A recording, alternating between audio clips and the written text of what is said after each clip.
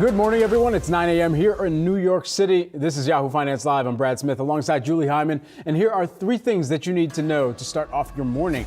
President Biden returns from the G7 with pressing domestic issues to attend to, striking an agreement with House Speaker Kevin McCarthy over the debt ceiling, unsurprisingly at the top of that list. A deal can't come soon enough for all parties. Though unlikely, an unprecedented debt default is now theoretically just 11 days away. The rhetoric has softened in recent days. McCarthy said a Sunday call with the president was productive. This as high-level talks have been ramping up, albeit without the principal players. Janet Yellen, the Treasury Secretary, spoke with Meet the Press yesterday, reaffirming her warning the government could run out of money to pay its bills by June 1st. We call it a shot across the bows. China has designated products made by U.S. memory chip giant Micron a national security risk, effectively banning them from key infrastructure projects. Now, it marks the first time Beijing has taken specific action against the U.S. chip maker. According to the Wall Street Journal, U.S. Commerce Secretary Gina Raimondo said, quote, "We oppose restrictions that have no basis in fact." It's the latest step in the ongoing tensions between the world's two biggest economies. Micron shares slumped on the news, but the impact of a ban could be even more significant for the likes of Qualcomm and Broadcom. And Meta has been fined a record €1.2 billion by European privacy regulators for violating the EU's data protection rules. The ruling comes from the Irish Data Protection Commission, and it oversees Meta's operations in the bloc. It's arguably the biggest move against the social media giant in the years since the EU enacted its landmark data protection regulation known as GDPR. The tech giant's battle with EU regulators is nothing new. Competition Commissioner Margaret Vestager says and has fronted a wide-ranging campaign against the so-called gatekeepers of the internet. Well, today could be the day. It probably won't be. We've been saying that for weeks at this point. We're talking about the debt ceiling. President Biden returns from a busy G7 summit with a meeting with House Speaker Kevin McCarthy top of his to-do list. The speaker says any deal could be voted on in the House this week. This amid another warning from the Treasury Secretary Janet Yellen. She told Meet the Press the chances the government can pay all of its debt by mid-June are, quote, quite low. Joining us for the conversation, Jeanette Lowe, Strategic Securities Managing Director for Policy Research, and also with us for the first half of the show, at least today, Steve Sosnick, Interactive Brokers Chief Strategist, going to be hanging out with us. Jeanette, I do want to start with you because we're getting closer to June 1st, which is that date that the Treasury Secretary has floated. What happens after June 1st if there's no deal? What measures, what things start to not get paid by the government? Yeah, well, thank you for having me. So just as a reiteration, June 1st is the X date. There is usually a little bit of wiggle room to that date. So the Treasury tries to have a buffer in place so that if we were to cross the X date, that would really put pressure on policymakers to then actually get a deal. Now, there is some talk about whether or not June 1st is the actual X date, or maybe it's going to be a little bit more like June 7th or June 8th. But the risk is that we've seen tax revenues come in weaker in May. And so the risk is that June 1st is more likely the date than even a little bit later. But as Yellen said, if we don't make it to June 15th, we don't get those quarterly tax payments. And that makes it a little bit more difficult to actually have enough cash to pay all of our bills. But the Treasury Secretary also yesterday pretty much insinuated that there would be no real default. So we would continue to make principal and interest payments on treasuries, but then it would be more about a prioritization of other government spending. So we are of the view that the secretary would prioritize things like Social Security and Medicare and defense, but may have to maybe withhold payments to government contractors. And that's where you could see a risk. And I think that's where you've seen some risk in some of the names that are tied to that as well over the past couple of weeks. Steve, it looked like you had a reaction to that as well. Yeah, well, that was my point would be, June 15th, I know I've got to pay some estimated taxes, and I think some other people must. And so the question would be, if we make it to June 15th, do we then get a bit more breathing room because of the estimated tax payments? Jeanette, what do you think?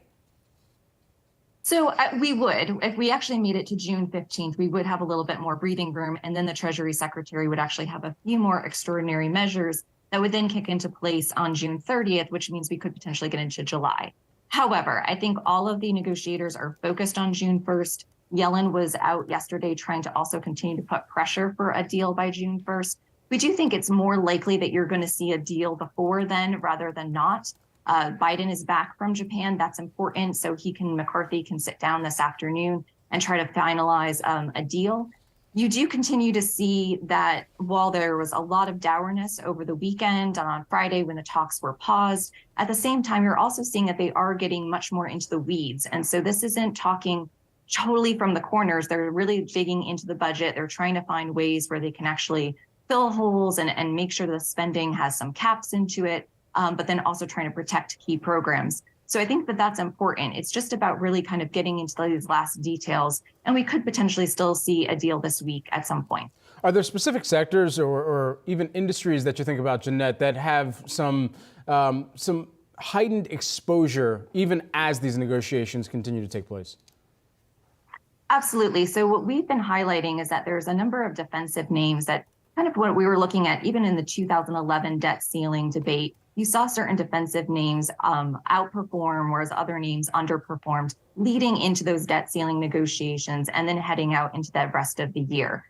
At the same time, too, you see things like defense names and other healthcare names that are tied to government spending. They've really been weak. They've actually been weak since January with the speaker's fight over, the vote over the speaker, just because there was that portended that we were going to have a debt ceiling talk over spending cuts. So there is risk there that some of these names are worried that they could see cuts going into the debt ceiling. But then the other thing I think that's important is we're talking about definitely having some sort of spending cuts and caps in this deal. So our view is that they can find a deal, perhaps capping discretionary spending at current year levels into the next year, and then putting small caps on how much spending can then grow over the next several years. So that portends that we're going to go into this period of austerity. And the same thing happened in 2011. You had $2 trillion of spending cuts that were attached to that debt ceiling deal.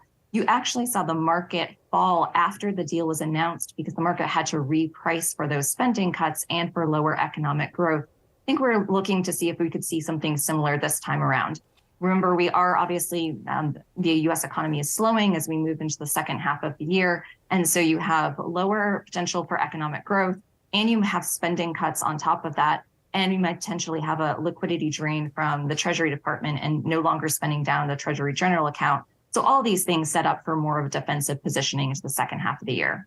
What do you think, Steve? What's going to happen? Well, it is in many ways what Jeanette's talking about is sort of reverse Keynesian economics, right? You sort of, as you're going into a recession, that's when you want to be expanding your fiscal policy, not necessarily shrinking it. And so you do have this headwind, which, so far the market's relatively ignored, which is if you have fiscal policy going in reverse, and we know we have monetary policy going in reverse, those are some major headwinds. I think it's quite impressive that we've managed to steer forward through them, but that definitely adds to the risk for the second half if there are these spending cuts that do come through. And you think the market is sort of ignoring that possibility at this point? I think the bond market is noticing. I think the bond market, if you look at Treasury bills, there's some weird little kinks in the curve around some of the dates that may be in trouble. But the stock market, everybody's talking about it, but nobody's really doing anything about it, with the exception of certain of the specific sectors that Jeanette mentioned. And go ahead. So just kind of adding on to that in some of the specific sectors, do you jive with those same sectors, or would there be other ones that you're keeping an eye on? Well, I think right now the market's right because if you're an analyst who's focused on those specific sectors that are more dependent upon government payments, this has been on your radar for some time, and this is a clear and present concern.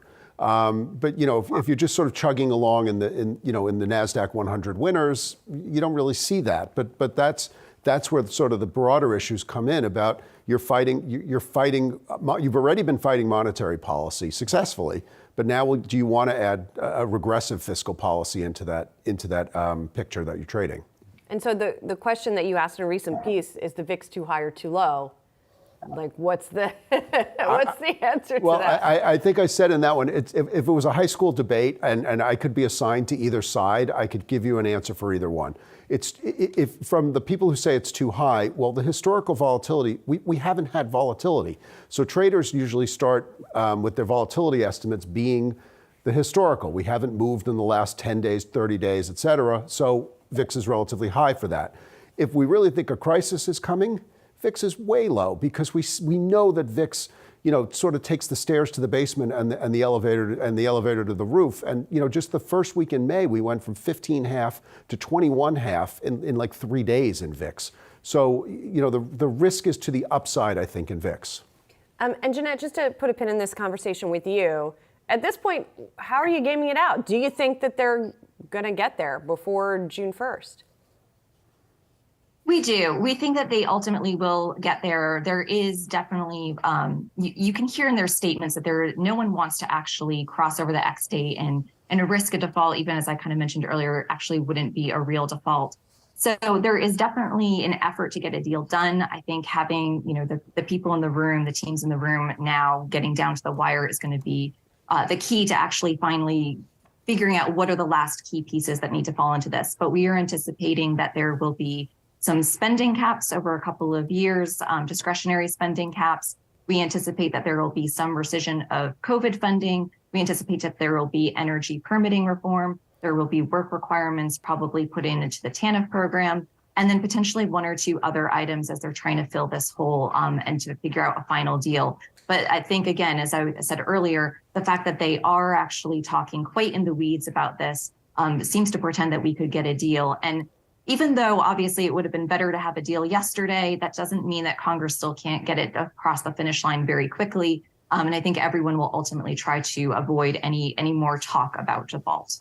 Jeanette Lowe and Steve Sosnick, both of you, please stay with us for a hot second here. We've got trouble for Micron on the horizon as China is banning major firms from buying products from the chip giant, saying they pose a national security risk. In a statement, the Cyberspace Administration of China said that the review found that Micron's products have serious network risks which pose significant security risks to China's critical information infrastructure supply chain. And this ban comes less than 2 months after Beijing announced an investigation on imports from Micron, which of course followed the sweeping ban Washington put in place late last year on selling advanced chip-making technology to China. Still with us, we have Jeanette Lowe of Strategic Securities and Steve Sosnick of Interactive Brokers. Okay, so on this topic, I mean, there's a ton to really break down, especially given the international implications between and geopolitical implications between two of the largest economies by GDP here. Steve, if we're kind of looking through a crystal ball to see how this plays out, because this has kind of gotten into a tit-for-tat landscape, if you will, where does this net out some of the kind of globalization efforts that these companies had looked for to build out their businesses as well? Globalization is clearly in reverse. I mean, and that's probably something that is a broader policy, interesting, problem going forward, because, globalization was one of the reasons why we really didn't have inflation for the better part of a decade plus, was because labor costs were going down on a net basis to multinational companies because they could outsource a lot of their production.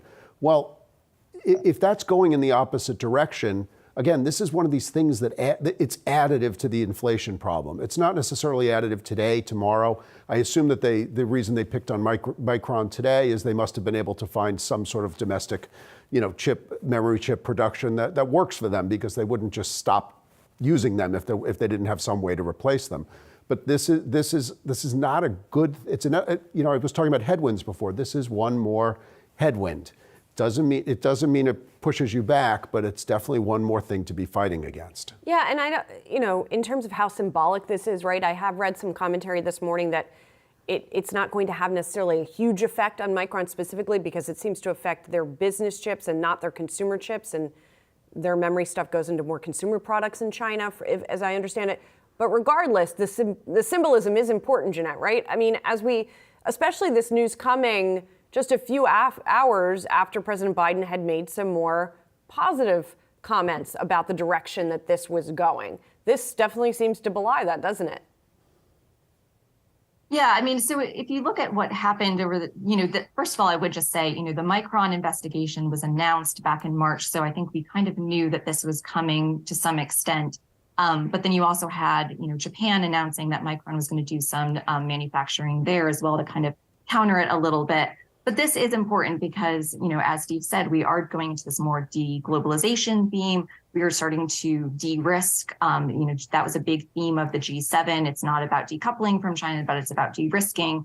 And I think the U.S. has been trying to tone down the rhetoric over the past several weeks. You've had Yellen's speech back in April where she tried to really say, this is not about us going after China, but this is about us de-risking and the U.S. protecting its own national security interests.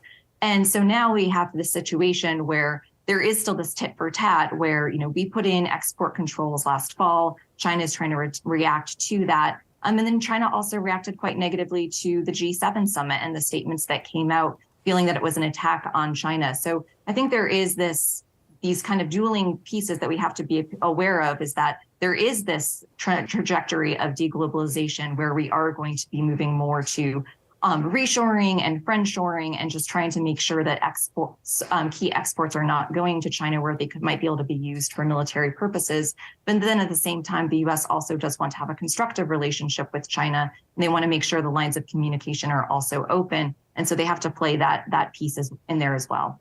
What other either chip companies, U.S.-based chip companies, or some of the consumer products companies on the technology side could be kind of pulled into this broader discussion within China or have some type of exposure or risk as a result of this action?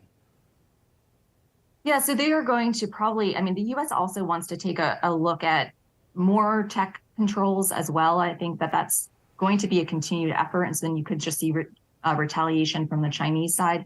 And I think, as Steve pointed out, they have to kind of pick where they might have either an advantage, where they might have, supply that they can substitute for whatever product they might be targeting, or they might be doing it for political retaliation purposes as well. And they have to pick their target that way.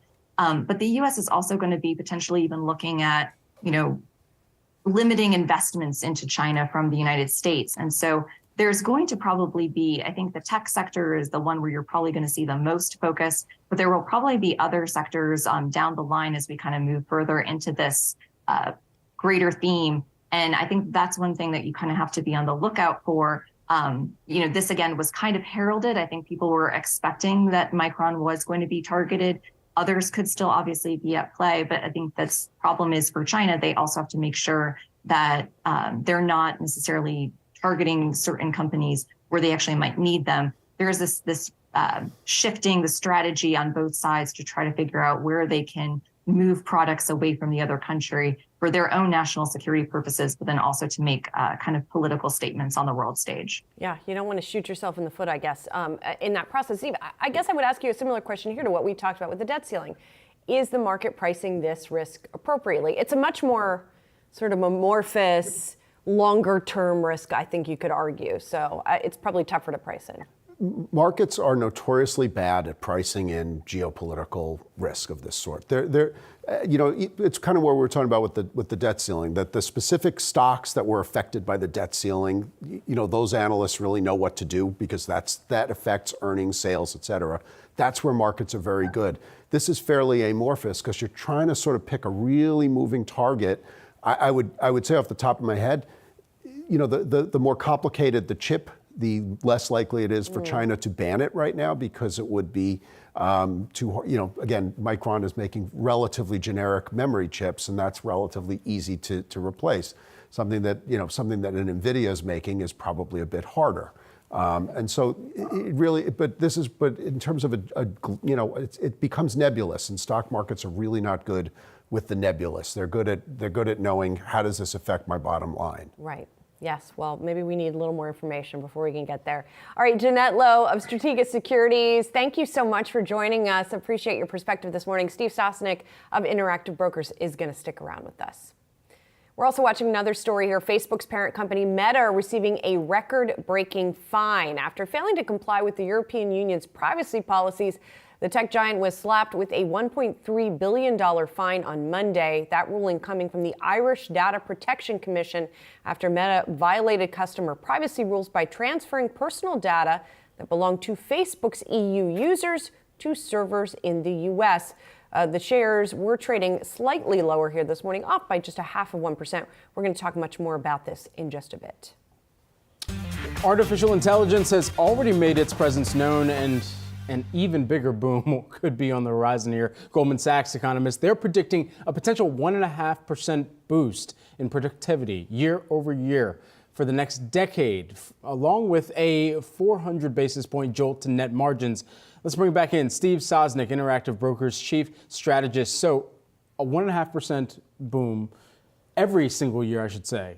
So what even does that signal in terms of comparison to how companies are operating right now, where that productivity would be found, and perhaps what type of employment or roles are most at risk even within that too? Well, that becomes the issue, right? I mean, if you're assuming the productivity is going to go up, at some point that implies the technology replaces labor. I understand why that would be the case, especially as labor becomes more scarce and more expensive. And hopefully creates some jobs as well as, I mean, it's not just going to operate itself at the end of the day, I guess. But it's another one of these things that we know is out there. A lot of the AI hype to me is, and I do call it hype to some extent, is very reminiscent of the late 90s when the internet was going to revolutionize everything. And by the way, it did. But how do there were winners, there were losers. It was very difficult to quantify. We're at that stage now. There was a stage in the 90s where, if a company said, oh, we're going to be starting a website, yay, and the stock would go up. And now that's, you can't do anything without having a website. The smallest of businesses have a professional looking website. I think that's where we are right now with AI, because it came up like in every company's conference call, regardless of whether they're really going to use AI or not. The question will be when we hear from NVIDIA, who is pretty much the master of invoking AI. I checked this. They invoked it 70 times during their last earnings call. Yeah. 32 times before the analysts started asking questions. I think it was 32. It was something like that. But they are leaning into this, and just as they've leaned into more or less every one of these big trends. We'll see if the hype has sort of hit a temporary peak as a result of that.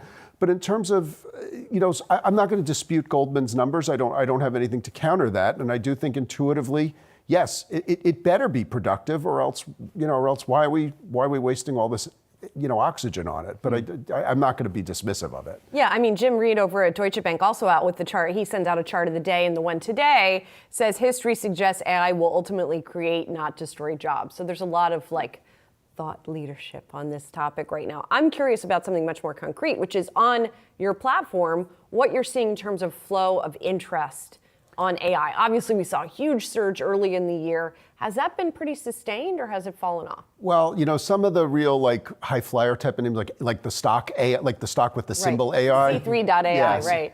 That was a huge name with us, and it sort of petered out because, again, I think that was sort of, that was sort of emblematic of 90s style internet, where they attach a name to it. But the ones that continually are sort of toward the top of our list in terms of activity are pretty much what you'd expect. I mean, NVIDIA is always, Tesla's always number one, by far. And we can say that's AI, why not? But NVIDIA and AMD are usually numbers 2 and 3. Google has popped up a lot, Alphabet. The two Googles have popped up a lot in terms of interest. Microsoft is definitely was not always a top 10 name. It is now. But again, this shouldn't be a big surprise because these are the names that are leading the market anyway. So it's hard to disentangle the AI factor versus the general big tech enthusiasm factor. Sometimes. Absolutely. Although I will say that when Alphabet had its little late, Alphabet was originally perceived as the loser, the laggard to Microsoft, and now that Alphabet's playing catch up, which in 2020 hindsight was inevitable, right? Was Google just going to say, oh, sorry, that's it, we're going to let Bing run away with this? That's totally when we saw activity pick up on the platform in Alphabet. So it's related, but it's hard to slice out exactly what's AI hype versus just general. These are the most active stocks. Kind of just as a subset of that question, if there's anything emerging about where people are investing in AI pillars, if you will, where you've got your applications, you've got your models as well, and then you have the chips at the end of the day too, whereas where NVIDIA had played, where you were tracking all the mentions of AI on their conference call. Has anything emerged as to what part of AI or where within those pillars people are placing more of their investment thesis or strategy, I should say? I would say right now they're sort of gravitating toward the big names, those are the ones I mentioned. Those are the ones that are pushing, both the Nasdaq 100 and the broader and S&P 500 higher. And I think there is some, getting into more granularity into it. But I think we're still sort of at phase one, which is the beginning of the love affair, and then phase two will be a lot more of the let's get into the weeds and really find it out. I'm sure there are some stocks that are sort of bubbling under our most actively traded names that we're seeing people investing in, but I don't have the complete granularity into what everybody's doing in everything. It's just, that's a good thing for our customers, by the way, too. I can't cross the Chinese wall, too. Right, so. That makes sense. Yeah. Steve, stick around. Steve Sosnick, Interactive Brokers Chief Strategist, is going to stay with us. And coming up next, Meta's battle with EU regulators takes another turn as it's slammed with a record fine for data breaches. We're going to take a look at the stock and more movers next.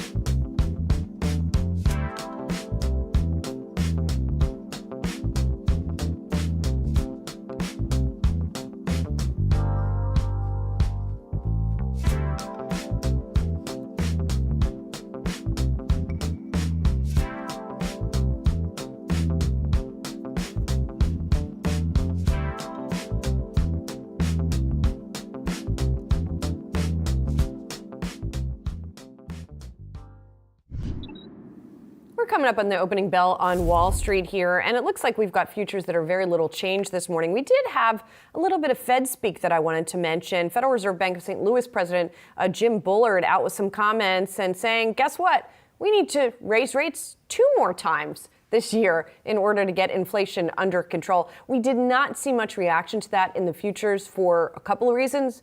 One, Bullard is pretty consistent on this kind of rhetoric. And 2, he's not a voting member of the Fed this year. So even if he has this view, he's not going to be able to vote that view this year. In any way, it seems like the consensus is not in his favor. But interesting nonetheless to get that kind of commentary. So there we have the opening bell on this Monday morning after an up week last week for the markets, and seeing the S&P 500 come into today at a new 9-month high or so. Let's get a check of where we stand. Our check of the market sponsored by Flex Shares, and we have what looks like a mixed open here. The Dow very slightly lower, the S&P very slightly higher, the NASDAQ very slightly higher as well as it flips open here this morning. We're waiting for a lot of action during the rest of the week. The aforementioned NVIDIA earnings coming this week, any kind of progress or lack thereof on the debt ceiling. And then we got some more retail earnings coming as well. So all of that said, Brad, what are we seeing in the early action? Yeah, early action. We are flat just barely to the downside for the Dow Jones Industrial Average. I wanted to pull up this year-to-date chart just to kind of set the tone as we begin this new week. Year-to-date, only fractionally higher for the Dow Jones Industrial Average by about 0.8% here. And so even with some of the volatility that you've seen, net sideways, just fractional gains here. NASDAQ Composite, it's been a different story there. That has ripped to the upside here. Largely, of course, the tech weighted average here has seen a rebound in many of those tech names. You're seeing that up by about 20% year to date, flat just barely to the upside though out of the gate this morning. And the S&P 500, you're seeing that have year to date gains of about 9.2%, but flat out of the gate this morning as well, as we're going to get plenty of Fed speak over the course of today. And then even more so, some of the retail names, specialty retailers reporting this week. We'll dive into that just a little bit more. I want to take a look at those S&P 500 11 sectors though, as we were mentioning the S&P 500 and that start to the day. 11 sectors, we've got them loaded up for you here on the screen. We did a second ago, and it's back. Communication services leading the charge right now. That's up by about 0.6% here early in the morning. You've got more gainers than laggards here, but pulling up the caboose here, XLK Technology, that's down by about 0.4% right now, Julie. Yeah, and let's talk about technology, or actually, I think this one's an XLC, Communication Services. We're talking about Meta here. A major ruling against the company fined a record 1.2 billion euros by European privacy regulators over the transfer of EU user data to the U.S. Steve Sasnick from Interactive Brokers is still with us. This is an interesting situation. The stock's not reacting much because this seems like it's not the end point. It's just a waypoint in this whole back and forth. Meta wants to wait to pay this fine until perhaps there's an agreement on data sharing, which is currently being worked out. But this does remind me sort of the TikTok situation in the U.S., right, where U.S. regulators are concerned that ByteDance, TikTok's parent company, is taking this data back to China, that it's vulnerable to the Chinese in some way. This seems to me to be similar-ish to that situation. Yeah, I mean, it's a good analog. I mean, bottom line is $1.3 billion is kind of a drop in the bucket for Meta. You know, it's sort of the cost of doing business, which is why the stock is really not reacting. And if it is, it's, reacting mildly positive. It's a huge number if you're one of the commissioners. You want to, I understand them wanting to impose a record fine. It's big, and $1 billion is a lot of money. But if it's the cost of doing business for Meta, so be it. That's not going to really disrupt it. So, okay, so they don't bring the European, so they build bigger servers in Dublin or whatever and carry on. And these fines are usually get more of a tax break maybe for doing that too, sorry. Yeah. Exactly. Well, and these fines are usually paid off over time too. So some type of installment basis, perhaps investors looking at that and saying, it's not all going to come out of Q2 or one just kind of truncated type of payment that they make. And remember, Meta just borrowed billions in the bond market, so they have the cash on hand, presumably, just to sort of write a check and move on. Yes. Let's talk about another area that where there's a little more cash on hand, depending on who you're talking about.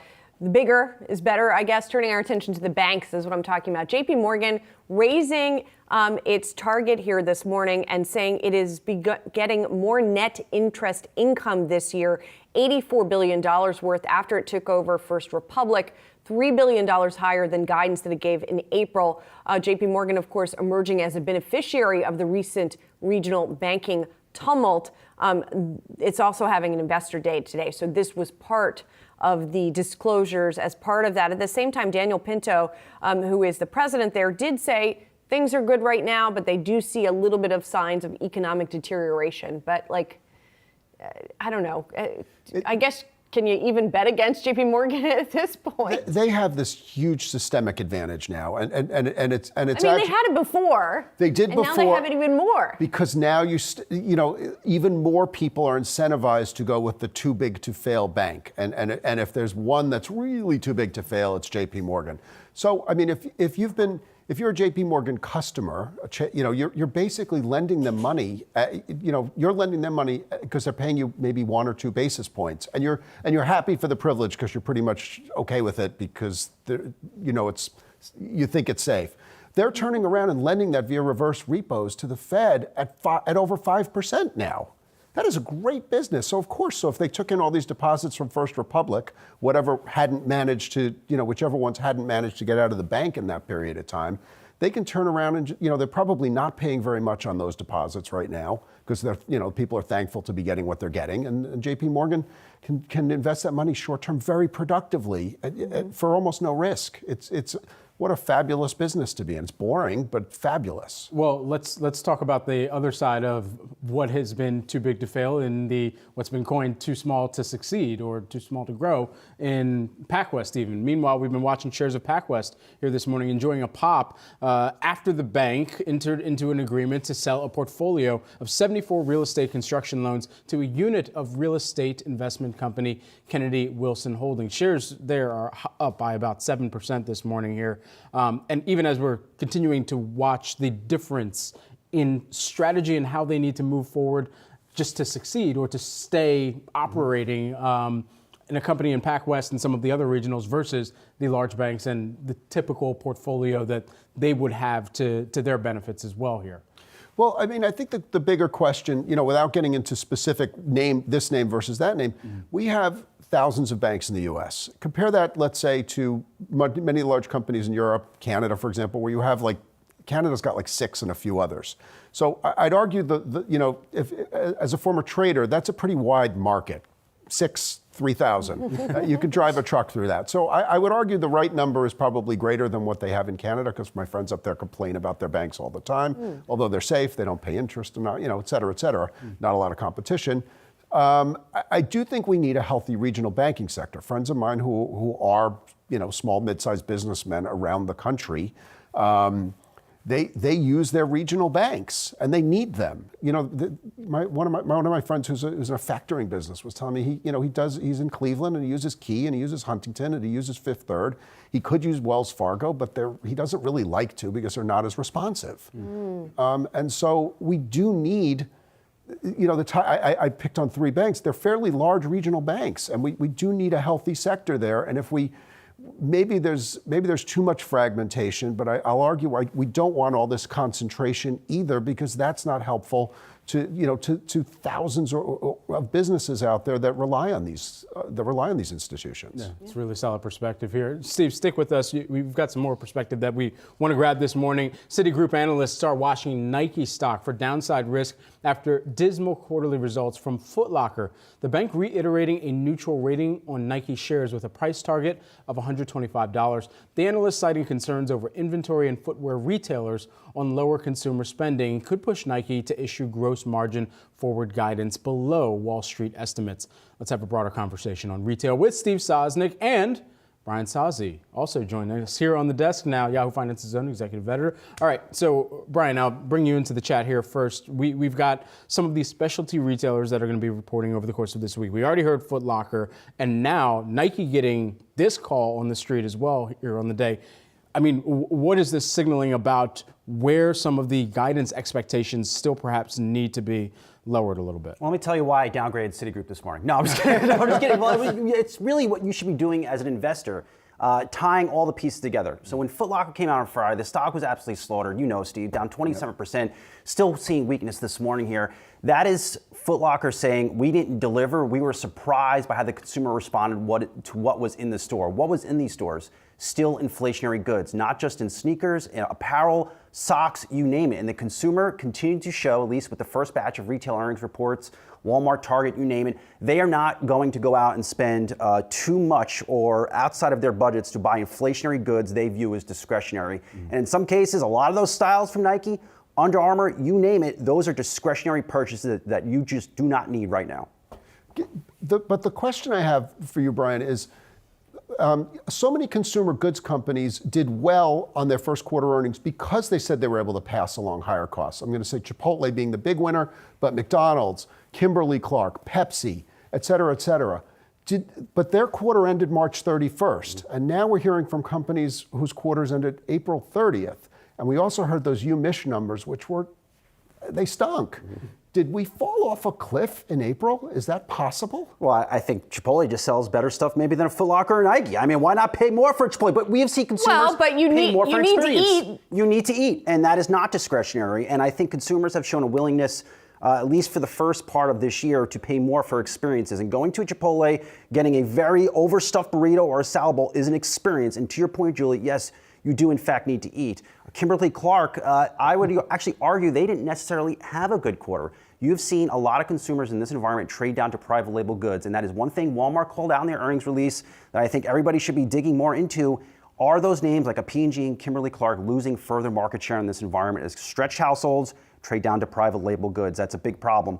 But if there's any savings grace, I point to a story right now on our homepage by our very own Shauna Smith. Retail inventories, they have come way down. Yes. So if the consumer rebounds in the back half of this year, maybe for back to school and then maybe for the holiday shopping season, these retail stocks could start working higher again because retailers have worked down these inventories, margins could be in a better shape, earnings could reaccelerate, and those stocks go higher.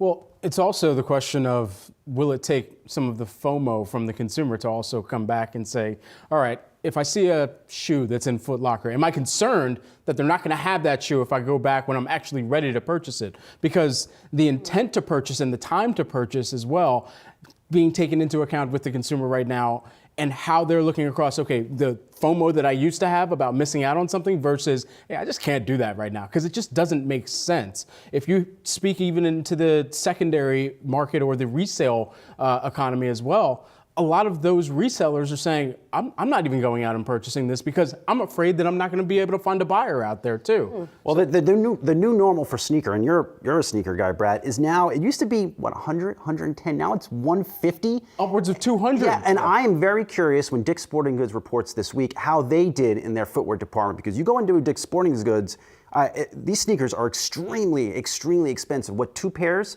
I mean, I have no kids, but if you 2 pairs of sneakers for kids, what you're looking for, $250, $300 maybe, depending on what you buy. It's a huge purchase. I would say maybe what happened more was that some of those early results masked rather. I mean, I don't know that anything dramatic changed in April, but at the same time, it's difficult to see. Like some of these retailers have been saying the second half is going to be better. It's when you talk about back to school. And it's tough to see there being a big improvement. I don't know. What do you think? I mean, excess savings is getting worked down. What do you think? I do think, we were talking about headwinds before, and these will affect consumers if these headwinds, filter through the economy. One thing that one of the lessons that I learned early on in my career is it's very hard to sustain a broad market rally if retail is not participating. And I mean retail stocks as opposed to retail investors. That too, but if retail stocks are not participating, it's not a great sign for the broader economy because the consumer is still. Well, do you want to see Walmart shares outperform? They in fact have. I would argue I want to see Macy's stock starting to work again. That has been an abysmal trade this year.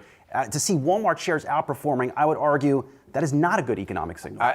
That's exactly it. Yep. Walmart is where people trade down to. That was one of the things to look for last week was, are people trading down from Target to Walmart because one is perceived to be higher end than the other? And it does seem to be happening. I think people are pulling back. And so to a certain extent, Walmart becomes the winner, but it's because people, do you agree that it's because people are sort of feeling crappy? Yeah, it's expensive. I mean, you saw Target and Walmart or calling out people are not shopping in those discretionary areas, home goods, et cetera. But look, I saw the new QR code on our site right now. I encourage everybody, download the app, scan your phone over and get at it, comment at us. And guess what? I want to know. And guess what?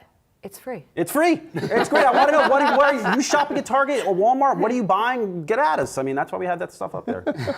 Brian Sozzi joining us here today. Brian, thanks for the time this morning. As well as Steve Sosnick, who's been joining us throughout the morning. Coming up, we've got Steve Sosnick's count here. NVIDIA's mentioning AI 70 times in their last earnings call. They mentioned it 37 times before the first question was even asked. Chances are we'll mention it 71 times next.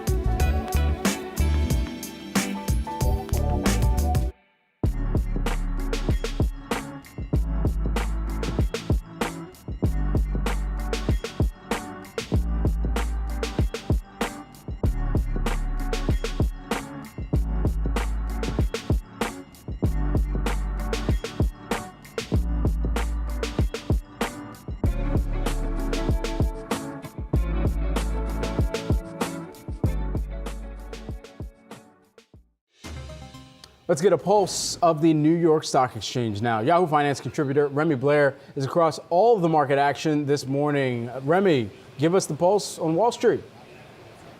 Well, U.S. stocks opened on a flat note, and this does come on the heels of the major U.S. equity averages closing higher in the previous week. The Dow Jones Industrial Average posted its first weekly gain in 3 weeks last week, and we saw the Nasdaq and the S&P 500 hit 2023 highs. Now, this week, the latest earnings reports as well as economic data and Fed speak will be in the spotlight, as well as progress on debt ceiling talks in D.C. As for market-moving stocks this morning, let's start out with Dow component Chevron. We saw shares trend slightly lower, and this does come on the heels of the multinational energy company announcing that it will buy PDC Energy in an all-stock deal worth $6.3 billion. Including debt, the deal will amount to $7.6 billion. Based on Friday's closing share prices, PD shares are valued at a 10.6% premium. Meanwhile, in regional bank stocks, we saw PacWest shares advance, and this does come on the heels of its gains in the previous week. Now, keep in mind that PacWest is recovering the $6 a share level, and this comes as the regional lender agreed to sell $2.6 billion in real estate construction loans to Kennedy Wilson Holdings. Last but not least, Micron shares are in the spotlight this morning. This comes as Beijing says products made by the U.S. chip giant poses a national security risk to China's critical information infrastructure supply chain. The company does expect the ban on its infrastructure chips to hit revenue in the range of low to high single-digit percentage points. Now, other chip stocks are seeing lower trading on this Monday morning on the heels of this news. And keep in mind that we'll be watching NVIDIA as it reports its earnings in midweek trade. Thanks so much, Remy. Appreciate it. And speaking of which, of all the stocks rising on the fervor around AI, NVIDIA stands alone. The chipmaker shares have rocketed well over 100% this year, cementing its status as the best performer in the S&P 500. The company's back in focus this week ahead of Wednesday's earnings report after the bell. CEO Jensen Huang set expectations high back in March when he stated that NVIDIA had hit the iPhone moment of AI. He said the capabilities of the technology created a sense of urgency for companies, and that sense of urgency not exclusive to NVIDIA. Investors have been clamoring to get on the AI train and about a FOMO reminiscent of the early days of crypto, or as Steve told us earlier, the dot-com era. Joining us now is John Vinn, KeyBank Capital Markets equity research analyst. And as I mentioned, Steve Sosnick of Interactive Brokers is still with us. So John, as we look at this huge surge of enthusiasm that we have seen this year, is NVIDIA going to be able to meet those expectations? Yeah, I think they are extremely well positioned to monetize this generative AI cycle that we're in the early stages of starting to ramp right now. They've got an extremely dominant position. So if anyone is really working on training a large language model, which now has potentially up to trillions of parameters, there's really only one game in town with NVIDIA's GPUs. So the question, though, is, having spent most of my career as a trader, I'm starting to think, we're maybe a little bit ahead of ourselves going into a key event. Where do you feel the risk is after earnings? To the upside or to the downside? Have you thought expectations, at least in the short term, have gotten a little ahead of themselves? I think expectations are high, and I would say, you're absolutely right. In a normalized situation, I'd be a little bit more wary about the setup going into earnings. But when I take a step back and I look at NVIDIA, it's probably one of the cleanest and best positioned name within the semiconductor universe right now. It's widely owned by both tech specialists as well as generalists. It's got 2 new product cycles ramping on both the data center side with H100 as well as gaming. And I think you guys had just talked about FOMO. I think there's a lot of investors that felt like they really missed out on the run. And if there's any sort of pullback just on a mismatch in expectations, I think it's just going to be pretty short-lived. Where should investors be focusing their attention? Because, even as we were thinking back to the amount of mentions over the course of the last earnings season or recent earnings calls talking about AI, it was interesting. Meta had perhaps the best layout of what the pillars of AI or the buckets of AI might look like, saying it was the application, saying it was the models that were underneath of those applications, and then even further underneath of that was the chips. Is there a core segment within there that investors are right to perhaps pay a little bit more attention to? Yeah, I think what is going to be really key is obviously the data center performance. We do think that demand is outstripping supply right now. They are starting to ramp it, so they are going to be supply constrained. But I think what's going to be really important is kind of the commentary about what and how their latest generation Hopper H100 data center GPUs are ramping. This is going to be kind of the core chipset that most cloud providers are going to be used to train their new large language models going forward. I'm curious about differentiation in the chip business. As you said, NVIDIA is sort of the leader in this area far and away.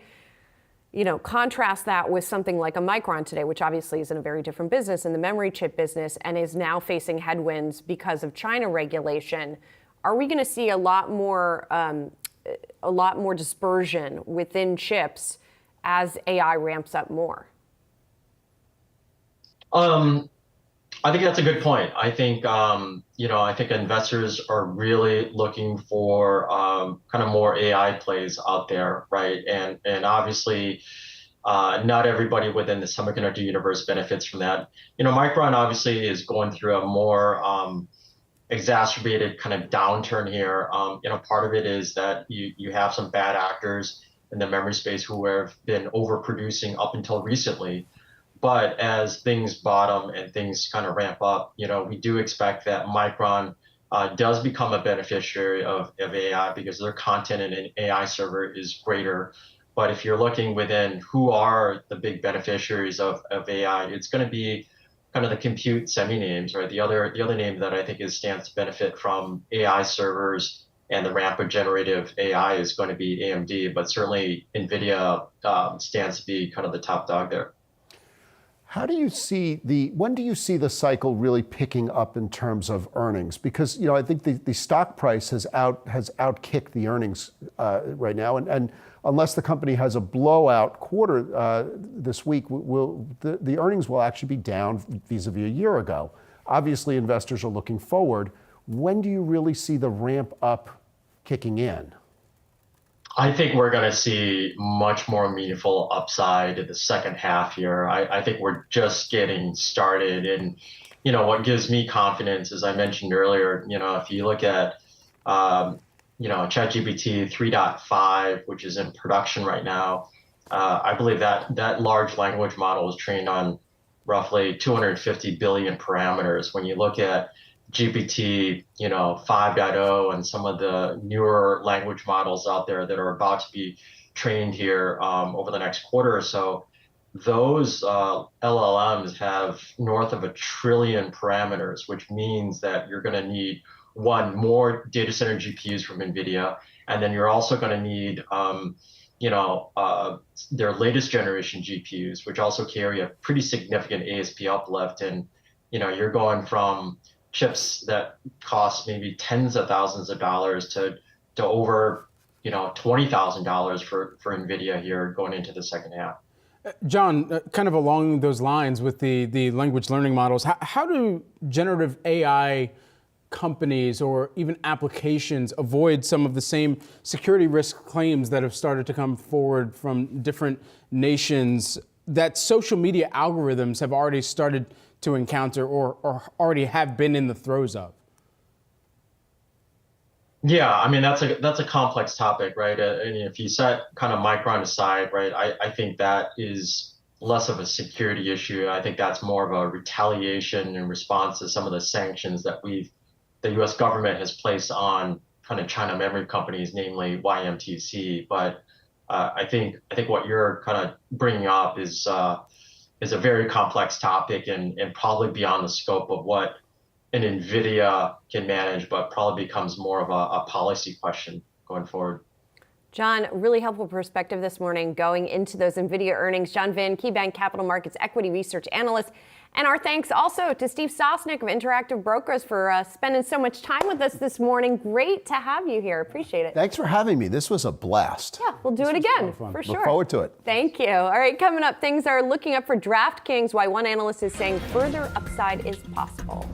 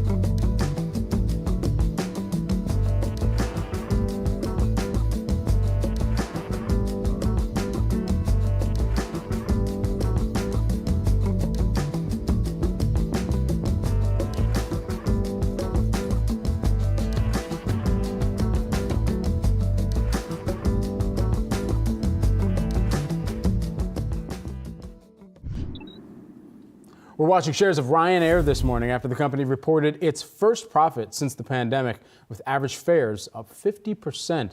Europe's largest airline by passenger count also said it expects to boost profit by 10% in the current fiscal year, but warned of fuel price setbacks on the horizon. And stay with us. We got a big conversation coming up in the next hour with Ford CEO Jim Farley, our own Super Money, and sit down with Farley to discuss everything from competition to the automaker's EV push. You don't want to miss that. But coming up next, after a mixed picture for retail last week, what can investors expect from the likes of Dollar General, Best Buy, and Costco? We'll tell you ahead.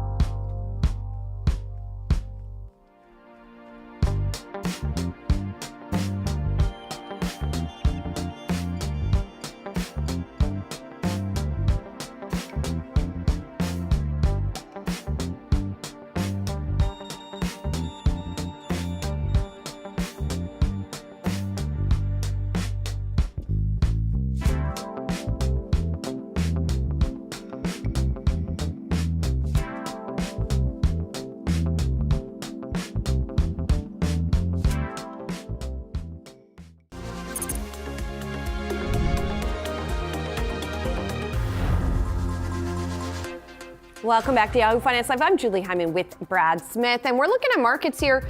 A little bit of an interesting story because the S&P has not really changed at all, right? But if you look at the NASDAQ, it's up almost 0.5%.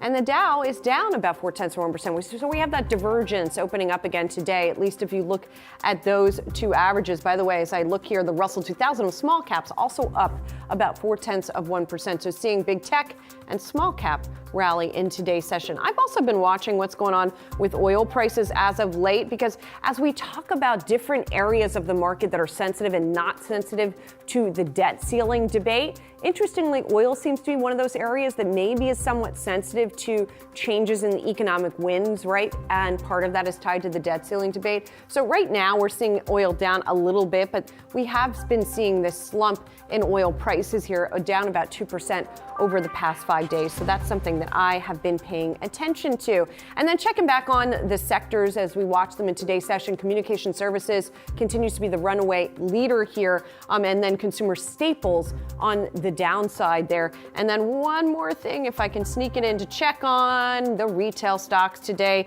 as we await many more numbers here. We've got more red than green on the screen today. Hibbett Sports bringing up the rear, and Shopify in the lead, Brad. Yikes. Okay. All right. We're going to continue to watch those. Let's talk a little bit more about retail this morning. The retail earnings roundup continues this week following last week's mixed picture with Costco, Lowe's, and Best Buy all on tap for this week. So what should investors expect? Yahoo Finance's Josh Schaefer joins us now. Josh, what are we watching for? Yeah, Brad, so I want to start by just sort of going over what we saw last week, right, and what we can learn from that and maybe sort of look for going into this week. And I think the biggest story out of last week was we are not seeing a slowdown yet. People are talking about a slowdown, but when you look at those same store sales numbers from some of the big companies that reported last week, these are not down from last year. You see Target up nearly 1% when you're talking about brick and mortar stores. Walmart was up over 7%. TJX up about 3%. So we had talked a lot even last week in anticipation of these earnings, basically saying, is the slowdown already happening? It is not already happening. So we're curious about what we hear moving forward. And specifically when we think about what we heard from Walmart, what we hear from a trade down perspective. I think that's going to be some of the interesting companies to watch this week when you think about a BJ's is reporting, Dollar Tree, Costco. Are they saying that they think higher income consumers are trading down? Because that is something that we heard from Walmart last week. Yeah, definitely. And also the companies that are more weighted towards grocery, right, seem to be better. The ones that are more discretionary based are not doing as well. Foot Locker is really a prime example. Got killed on Friday. And then there's some analyst chatter continuing this morning that's not very positive. Right, and you're curious, what does that mean for Dick's Sporting Goods, right? How different is the business? And I think the business, from at least what analysts expect going into Dick's report, is it is a very different business when you think about what Dick's has already been able to build out from a private brand perspective, when you think about what Dick's has been able to do as far as getting rid of inventory, being in a wholesale spot. I think Foot Locker is an interesting company to think about when we talk about a consumer slowdown, because Foot Locker is trying to rebrand right now. They were already in the process of trying to change what they're doing. You do that while you already have uncertainty in the overall economy. It's going to be tough to try and rebuild same-store sales growth when you're not even sure if people that have been coming into stores are going to be coming into stores. And I think that's what puts Foot Locker in kind of a unique, struggling position here.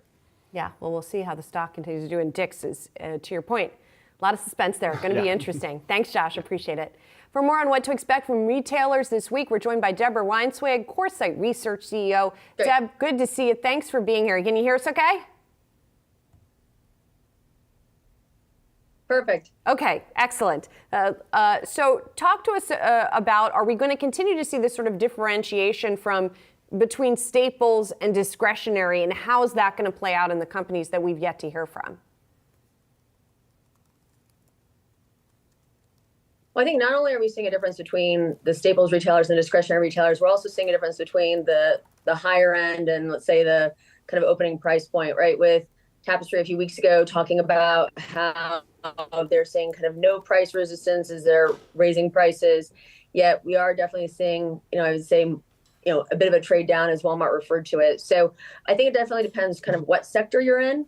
And if we look at kind of like a TJ Ross, Burlington, kind of that off price, there's certainly a lot of interest from the consumer there, foot traffic, and also conversion. Okay, and so, I mean, we've already seen in terms of some of the retail sales data that's come through as well, Deb, that it's not looking great for some of the more specialty retailers, especially considering sporting goods, hobby, musical instrument, bookstores, month over month, they declined by about 3.3%. So what does that setup mean, even in terms of the month over month from March to April? How could that translate into their own earnings results that they saw too? Yeah, I think specialty is definitely facing some challenges. I do think that if we look at some of these alternative revenue streams, I believe in March of 23 that Gap backed away from retail media and advertising services. And so this has been another kind of, revenue stream for the likes of Walmart, Target, Macy's, Kroger, Amazon, I think led the way. But these multi-brand retailers, I believe, are much better positioned because they are finding other revenue streams outside of kind of traditional retail. So whether it's data monetization, whether it's retail media, whether it's selling their IP, it's one of the reasons we've been so constructive on multi-brand retail. But it's a very, very important point that we would be in the, let's say, kind of outside of the masstige to luxury price range, like a Tapestry, is why we would be more concerned around, the specialty retailers right now. I'm curious about department stores as well. I mean, we've been talking a little bit about Macy's, and it's 28% slump or something this year, and how they're going to fare in this environment when people are really sort of battening down the hatches. I mean, I think that Macy's does deliver overall great value, and ultimately ends up being almost the same price as you would pay at a TJ Ross Burlington. But it's, kind of coupon on top of deal on top of, right? There's a lack of transparency sometimes to the consumer. And so I do think that there continues to be an opportunity for them on the marketing side, and also kind of how they communicate to their customers in a loyalty program, et cetera.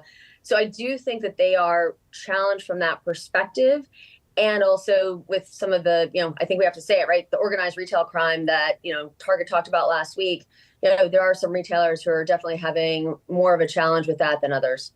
When we hear about mix shifts from some of the largest retailers in the U.S., like Target, like Walmart, how might those mix shifts show up in the earnings results that are still set to come forward this week, knowing that those mix shifts have actually meant consumers are perhaps just leaning more into the necessities that they need to purchase from those other retailers? I think you're definitely continuing to see this kind of movement into more necessity. Some of the kind of government support was pulled back in the last quarter. I think we're starting to see that show up. And I think that, the consumers, while we're not necessarily, as it was said earlier, we're not necessarily in like a slowdown, I think everyone's just a bit more tepid. So, and we also have, right, kind of, if we look at goods and services, right, the consumers also kind of redirecting some of their discretionary spend towards services. And I think that in that environment that you either have to have kind of a, really strong brand like a Tapestry, and, the consumer is kind of, trading up in some cases. But I think that when it comes to the necessities, that the consumer is watching what they spend. So, kind of this frugality almost, right? They are treating themselves, right, to a trip, to a vacation, to whatnot. But when it comes to day-to-day spending, this is, I think, the key. They are definitely kind of counting their pennies and being a bit more careful. And where there are strong loyalty programs, where there's personalization, where there's customization, there are ways that we're seeing some of these retailers win. And some of the names, right? Target, Walmart, Kroger, they're really, I mean, they have, kind of in the show earlier, right? They have a lot of data on their consumer, right? They're just bigger retailers. I think they're able to do a much better job of delivering that customized experience, which I think is starting to show up in a bigger way in market share gains, but also gains in terms of where the consumer is spending their time, their money, and their mind share. And then another story, another thread in all of the retail earnings is inventories, which now seem to be getting more right-sized, right? This is something our Shauna Smith wrote about that's on the Yahoo Finance platform.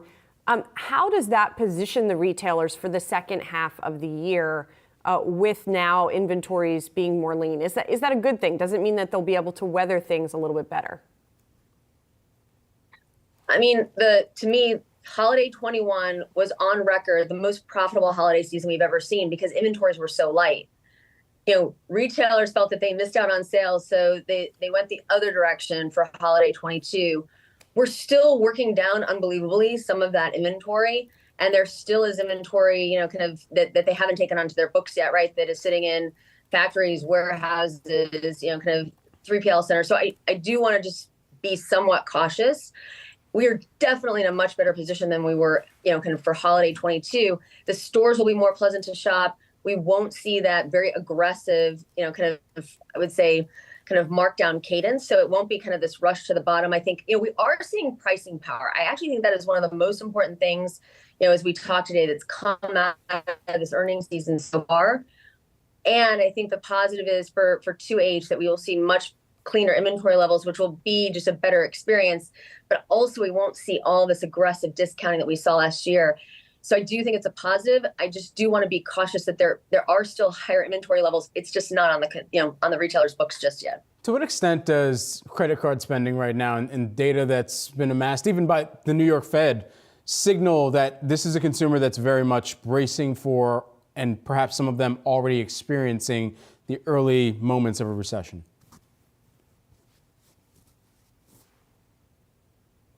It's interesting, kind of coming out of March 10th, SVB, many of us in the kind of retail consumer space were concerned about, the consumer. And, every additional data point, I would say, does make one a bit more cautious. But we continue to see spending, honestly, at a level higher than I would have expected, kind of in May of, 23. But I would say from a debt perspective, from some of where we're seeing the consumer pull back, I mean, there are definitely signs that that they are more cautious and that their kind of debt, kind of personal consumer debt is building. I would just say I think that we all need to kind of keep our eye in terms of one of more caution, but that, don't count this consumer out yet. They really have, I think, exceeded all expectations to date. And it does seem that, while we all continue to kind of debate, recession, no recession, this consumer has definitely, continued to spend on goods and services at a higher level than many of us would have expected. And, not counting them out just yet. Truth. Deborah Weinswig, thanks so much. Coresight Research CEO, thanks so much. All right, let's take a look at a trending ticker that we're watching today. It is DraftKings. Those shares up about 6% after getting an upgrade from UBS to buy from neutral. The analysts there are saying further upside is possible for the sports gambling stock as more states provide greater opportunities. By the way, DraftKings has more than doubled so far this year, up 124%. Well, coming up, U.S.-China relations hit another roadblock. Our next guest breaks down how the world's two largest economies are being financially impacted over the ongoing battle for economic dominance. Stick with us.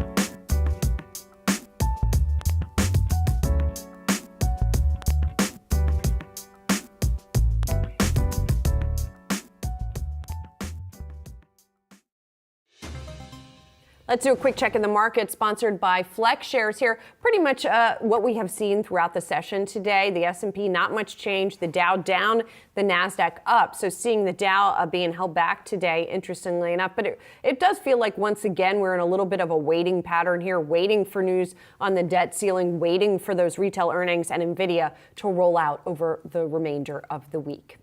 Well, world leaders gathered for the G7 summit in Hiroshima over the weekend to discuss potential solutions to some of the biggest global economic challenges.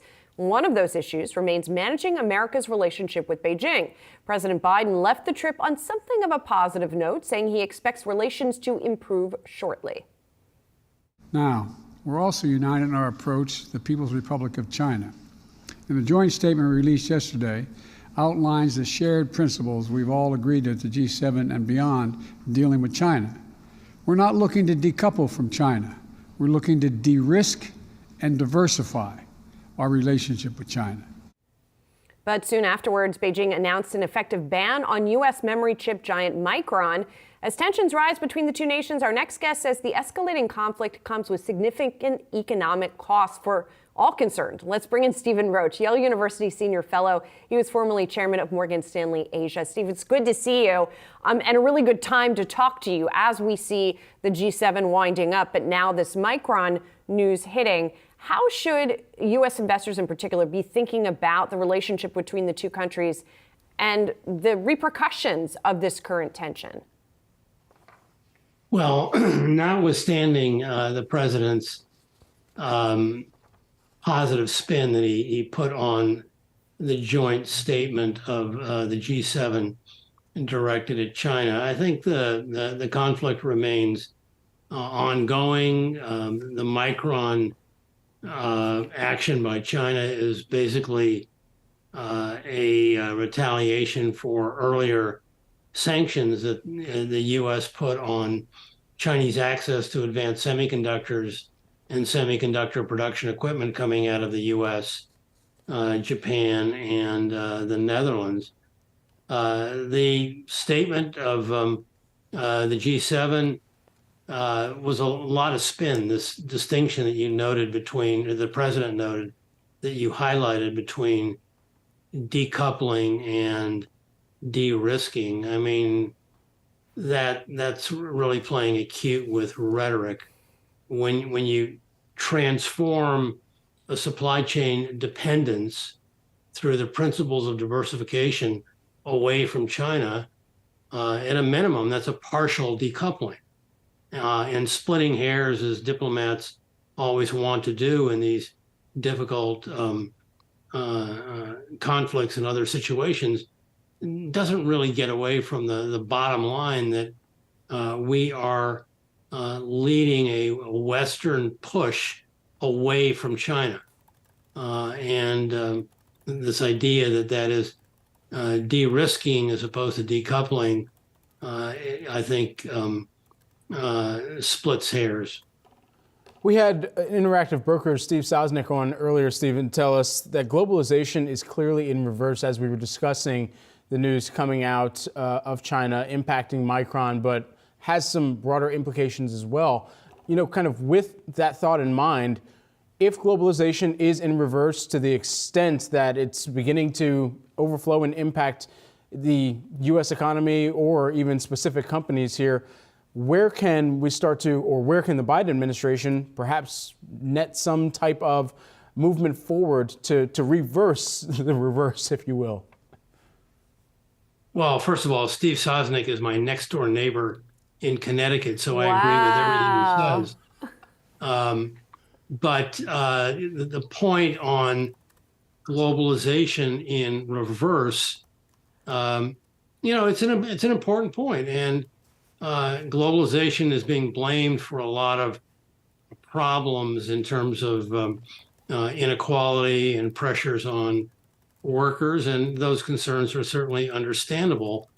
But the flip side of globalization was the efficiency solutions that offshoring has offered for multinational producers and for the consumers that they serve. And so when you move away from these efficiency solutions, and just say you want to bring things back home or push production to other producers, there's a cost associated with it, and it's borne by profit margins of our multinationals and ultimately American consumers. So, again, you can't have it both ways here. You need to think about the consequences of this political initiative. And so just again, to put a fine point on what you're saying, because this is something you've written about for Project Syndicate, that basically, while we're getting all of this political posturing, the costs are not being made clear, perhaps, to the American people. So, I mean, not that that's unusual that politicians would not make those costs clear, but what do Americans, both consumers and investors, need to understand about this tension and how bad it could be for the American economy? Well, the point I tried to make last month is that conflict does not come without costs. And there's some very creative research that has just been published by the IMF and by the staff of the European Central Bank that really identifies those costs as being twofold. One, the supply chain disruptions, which lead to a reduction of global output in the long run of about 1 percentage point, which is a big deal. And secondly, the higher cost pressures that we were just talking to that boost global inflation also by about 1 percentage point over the long term. So this conflict is, to boil it down to a simple word, very stagflationary, lower output, higher inflation. And we can't pretend that we can engage in conflict with a nation that has been, for a long time, our primary offshore supplier and not face up to the consequences of what that conflict entails. As we think about international partners of the U.S. historically, Japan has been one area that's also gotten a lot of focus recently, and perhaps for our own conversations, because Warren Buffett, the Oracle of Omaha, has invested so much or placed more interest in Japan in this near-term period of time. Do you imagine that there are other entities, other countries where the U.S. can, in the absence of China, drum up more of a partnership that is beneficial to both economies? Well, I think the U.S. certainly has long had a constructive economic relationship with many countries in East Asia, especially Japan and South Korea. But keep in mind, in the 1980s, Japan was in the position that China finds itself today. Our trade deficit was then incorrectly thought to be Japan's fault, and we put enormous pressure on Japan, and Japan made some big mistakes in responding to our pressure that have played an important role in creating virtually 3 lost decades of near stagnation. But all is forgiven in the blunders of economic policy and conflict, and we're certainly embracing Japan right now as a security partner to address China and indirectly to address Russia, and the same is true of South Korea. Whether or not Japan can step up and provide the same type of efficiency solution for our multinationals that I just alluded to is highly debatable. And Japan's a much higher cost nation, and so if we shift some of our production from China to Japan, it doesn't come without considerable costs to our companies and our consumers. Really great insight. Our thanks to Stephen Roach. Stephen, thanks for taking the time this morning. Appreciate it. Thank you. And coming up, why the 14th Amendment may not be the best solution for America's debt limit crisis. That coming up.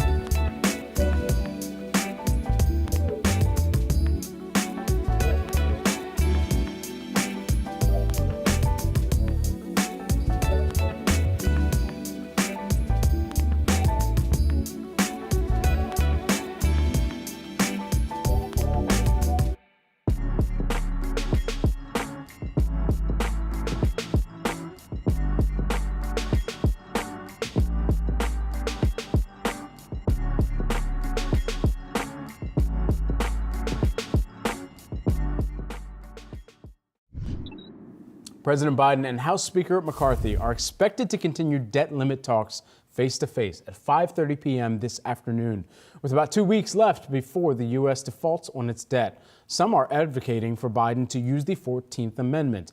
Our next guest says this may not be a viable option. Joining us now, we've got Brendan Peterson, who is the Punchbowl News financial services reporter. Brendan, why is it not a viable option? Thanks so much for having me. Yeah, I mean, look, I'm an administrative law nerd, kind of. I've covered banking, regulatory stuff for a little bit now, and I'd be fascinated to see how this plays out, as would a lot of progressives in Congress and beyond who are calling on President Biden to just invoke that 14th Amendment, that line that says the public debt of the United States shall not be questioned. That's cool, and I wish that we could use that to never talk about the debt limit again. But this is going to be a really risky court challenge, ultimately. We can talk all day about like who has the standing to drag this case up to the Supreme Court if Biden did invoke it. But ultimately, I'm just not bullish, and most folks are not bullish, that a 6-3 conservative Supreme Court would let this thing stand if Biden just said, oh, the debt limit's unconstitutional, we're not going to worry about it today. What you're doing in that case is betting financial market confidence and the broader global economy, more importantly, the U.S. economy for policymakers here, on this court challenge thing not breaking against you. I don't think that's a bet that the White House wants to make. At least Treasury Secretary Yellen, who has said this is probably not the best option, she does not want to take that bet. It's so interesting to me, Brendan. There's a story making the rounds on Twitter a bunch today by your peers over at Semaphore saying Tim Kaine is expressing regret that the Dems didn't just get rid of the debt ceiling when they had the chance. Like, yeah, but I mean, you have to wonder, looking beyond this, is the next party that has more unequivocal power going to get rid of this thing so we don't have to keep, I mean, like you, I would like nothing more than to not be talking about this every time. Do you think that's a realistic outcome, though? It's a great question. It does seem like, to a certain extent, that lawmakers forget about the debt ceiling or think that it will be useful to them at some point, up until it becomes a more loudly ticking time bomb, right? The other thing to think about here is the political map for Democrats, who are the party most likely to get rid of the debt limit at this point, if you ask me. The Senate map for Democrats is not great looking. And we have very little idea what the 2024 presidential contest is really going to look like. So honestly, I think it's really hard to predict at this point. If Democrats have a really great election, right, coming off of the reversal of Roe v. Wade, there are other systemic forces that could ultimately buoy the party. But I don't know. It's hard to imagine lawmakers parting ways with their favorite recession turning off button, unless, of course, we default, right? Which I don't think is fully off the table at this point. If we did default, maybe lawmakers will feel a little bit differently about having this sort of Damocles hanging over them. Okay, so not fully off the table. What do you believe, though, the probability of getting a deal then, though, done is? You know what? I'm hesitant to even put a number on it at this point. Here's what I'll say. I mean, Democrats absolutely do not want to default. What about just before the X date? One more time, the X date? What about just getting a deal done before the X date? I think it's pretty possible I think it's extremely likely that lawmakers will act to use a short-term funding measure if we really get up to the line here. There's also a possibility that enough House Republicans balk at that and say, like, no, we want a deal right now, trying to maximize their political leverage. I mean, we could make a mistake here. That is something I think that a lot of people following this have been pretty honest about. It seems like we're in some pretty testy waters.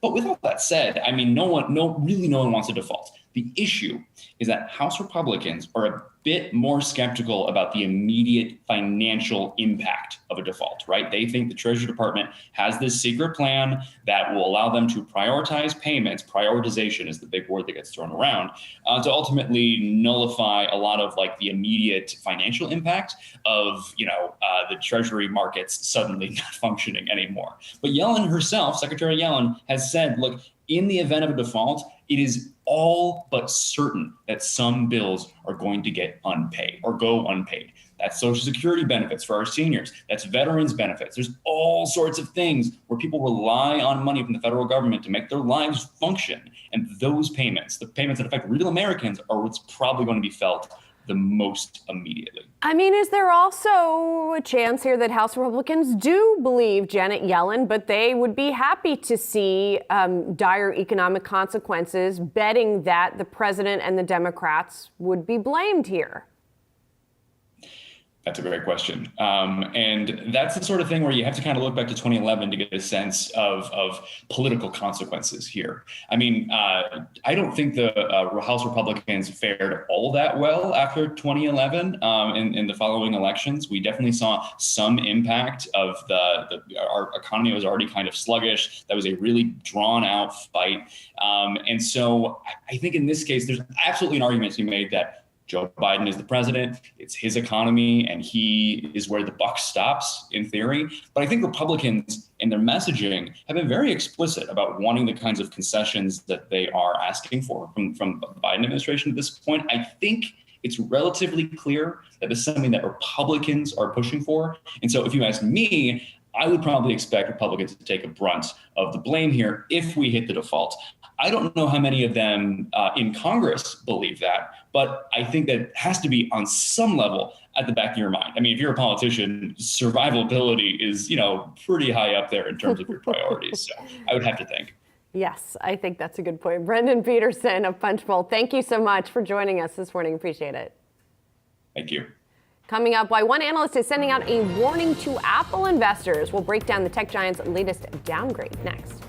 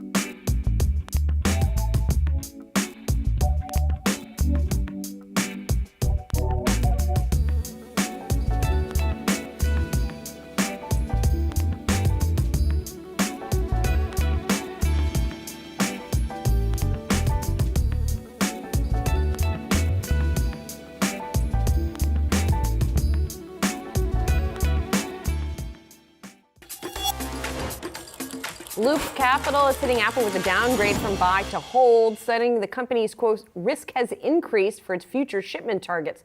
Yahoo Finance's Ali Garfinkel joins us now with a full breakdown. So what's this all about? First, it's good to be here with you guys in person. Good to see you as well. But the primary message here is that investors have been hoping that Apple is really airtight, but sales may not be as airtight as they've been hoping. Now, let's go back to kind of Q2, right? We actually saw a sales decline overall. And it's the sort of thing where, I want to say that this is what it comes down to, I'd say.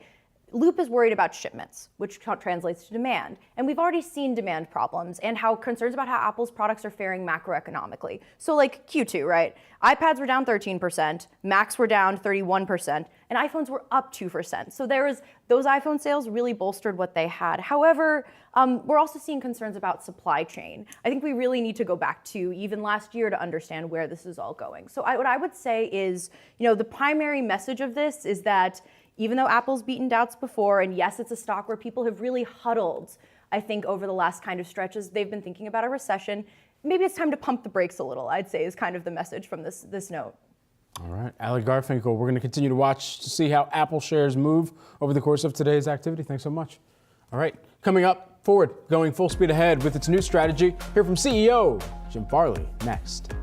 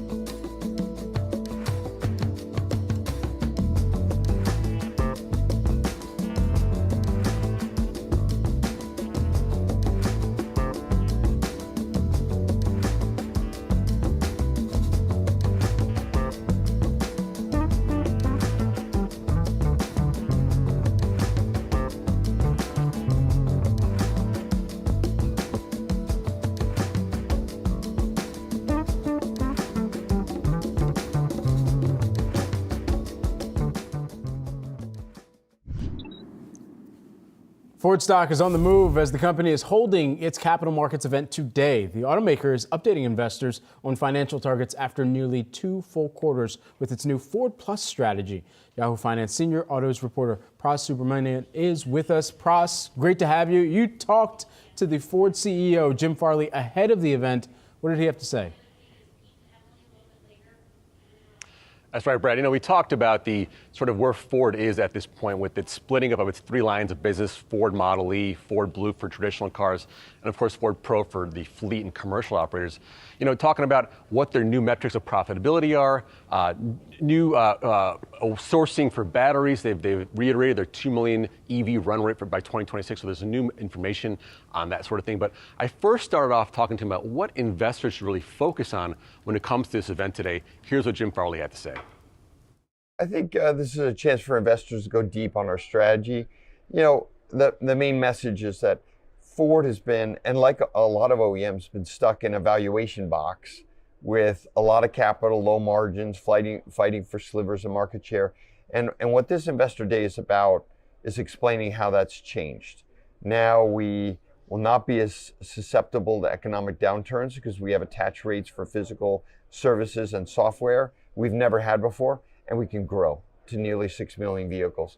We have never grown like this since the 20s. So it's a chance to grow and to not be as susceptible to downturns.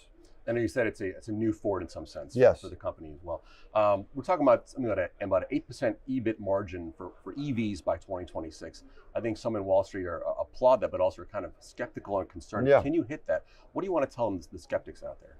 Well, I think you should realize that everyone's product strategy is not a monolith.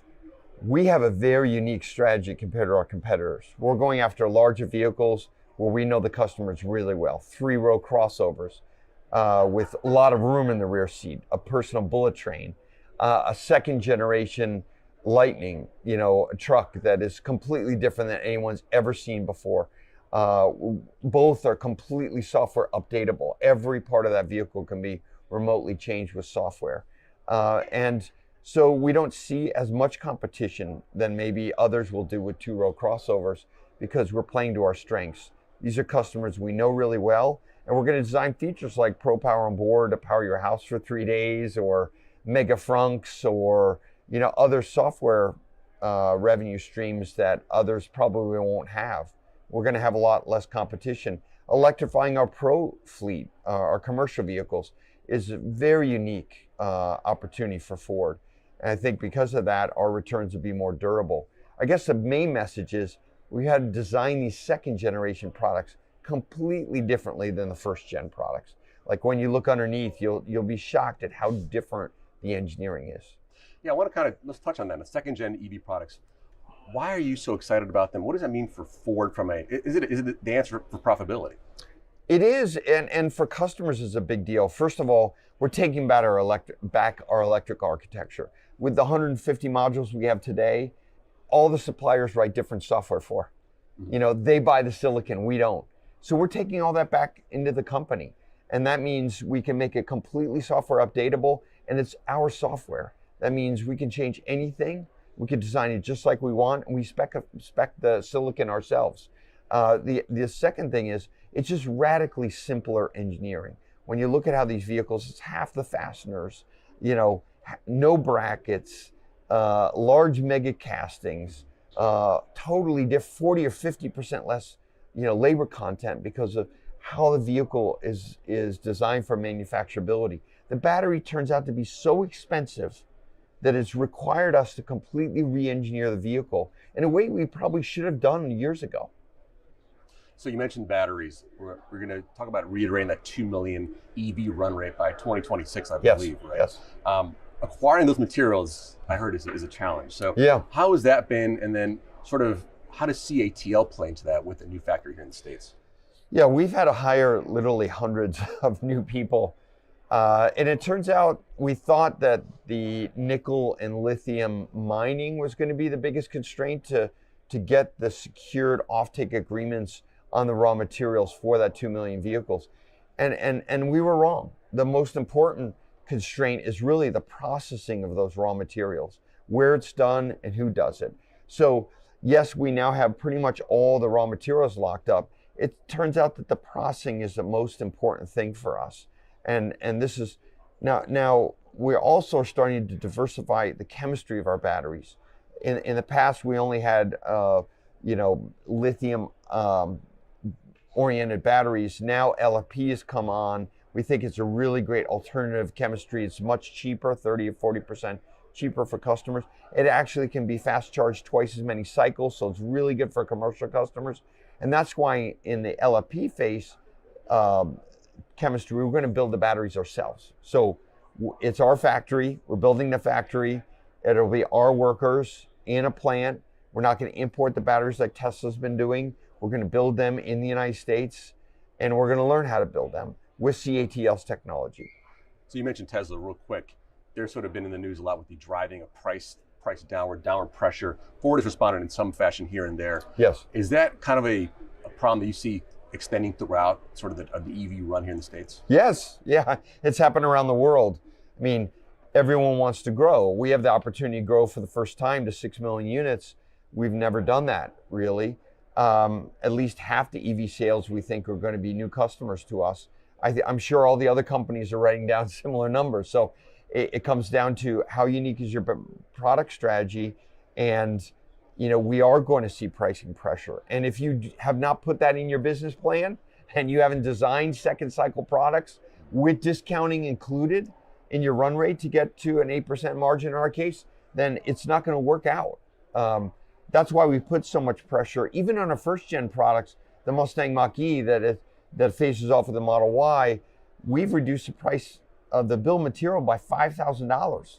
Normally, we look for hundreds of dollars. In the first gen model? Yes. So that was so painful for us, that $5,000. And we have to go deeper to face off with Model Y and Tesla and their discounting, that we knew we had to totally redesign the vehicle. So Jim Farley, they're really hot on the second generation EVs. That's where they're going to see some of those pricing and profit advantages there in 2025 and beyond.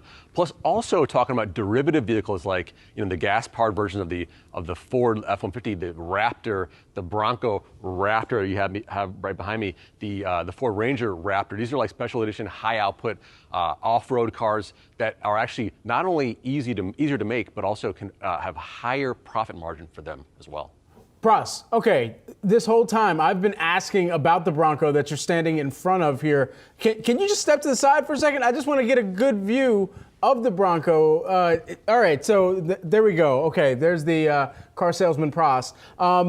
As we're taking a look at this, I mean, is this one already out on the market? Is this coming out?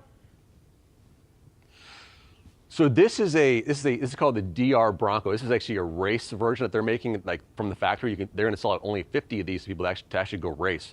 But it's based on the Bronco Raptor, which you can actually buy, which is like a wider, more intense Bronco that you can take anywhere. And that car is really cool. Special shocks, high output engine. I mean, it looks the business, right? It really does make you want to go out there and hit the sand dunes. Yeah, no, that car is enough to make you car curious. Pras, thanks so much for bringing us that interview. Awesome work out there. We appreciate it. Yahoo Finance's own Pras Supermanian on all things Ford and mobility this morning. Let's do a quick check of the markets here, sponsored by Flex Shares. You're taking a look at mixed major averages here in the U.S. The Dow and the S&P 500 in negative territory. Fractional declines for the Dow by about 0.5%, and for the S&P 500, flat just barely to the downside by about 0.1%. NASDAQ, though, that's in positive territory, up by about 0.25% right now. Indeed, and we've got some big interviews lined up all day here at Yahoo Finance as the debt ceiling debate continues. Rochelle Akufo is going to speak with former North Dakota Senator Byron Dorgan on the latest signals from the White House. And sticking with that, Moody's economist Mark Zandi says invoking the 14th Amendment may be necessary, but only in a break glass situation. He'll join the 3 to 5 show with Shauna Smith and Akiko Fujita later today. And we're going to head back to Michigan, where Pras will rejoin us to speak with Ford CFO John Lawler at that company's Capital Markets Day. You don't want to miss it. Rochelle has you for the next hour of trading. We'll be back tomorrow.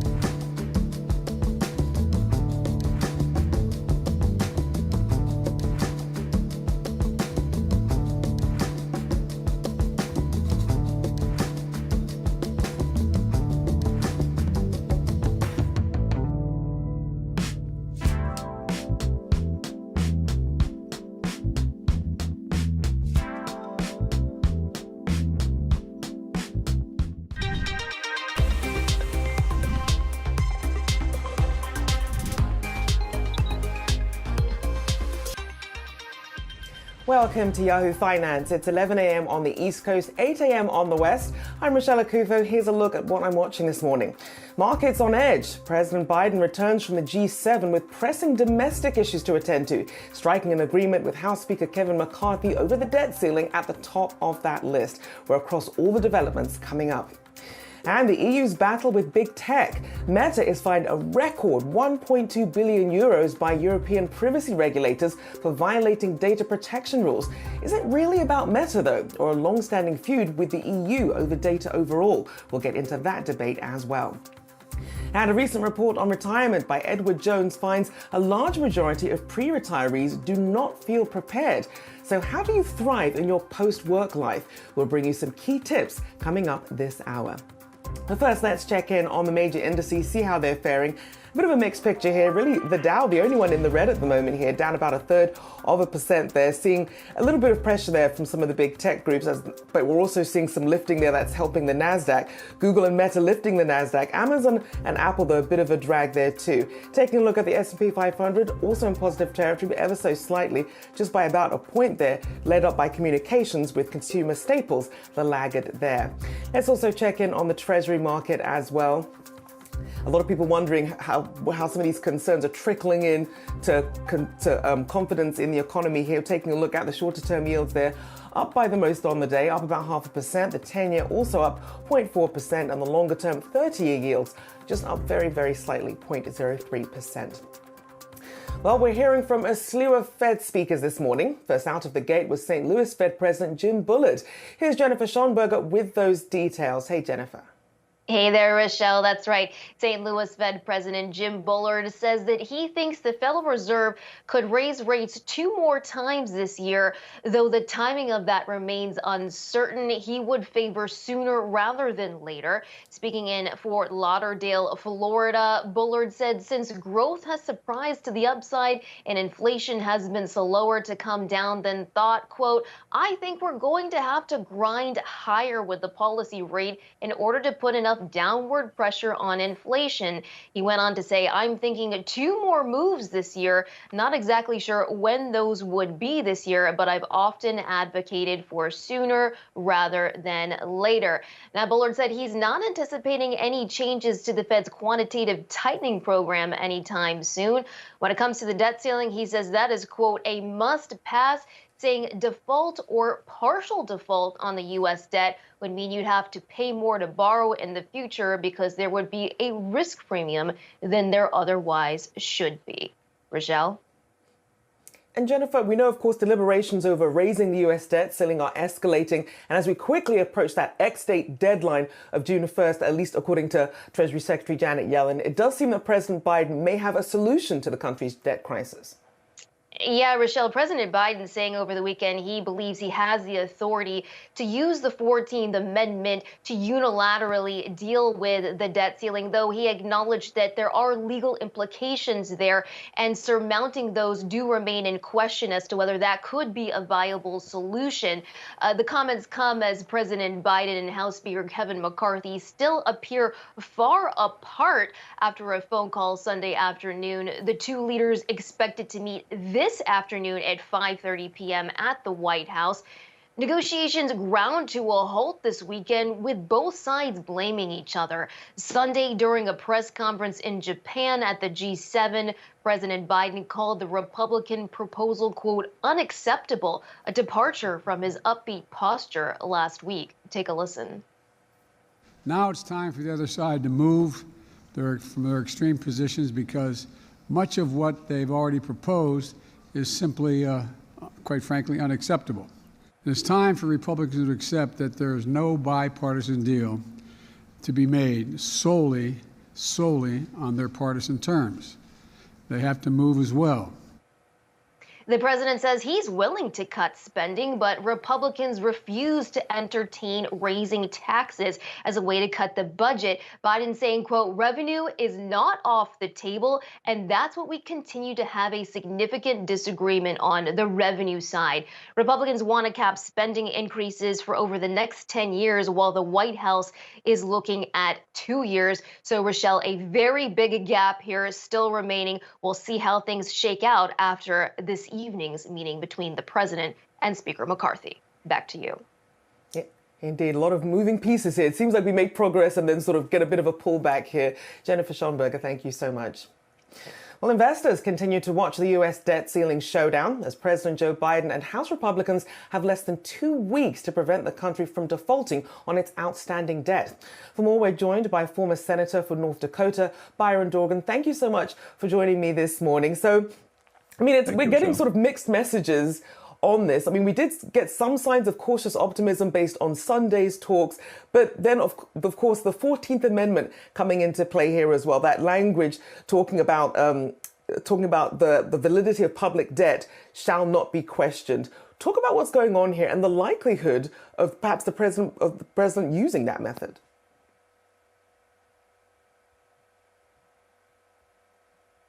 Oh, you appear to be on mute, sir. On mute, but can you hear me now? Oh, we can hear you now, yes. All right, thank you.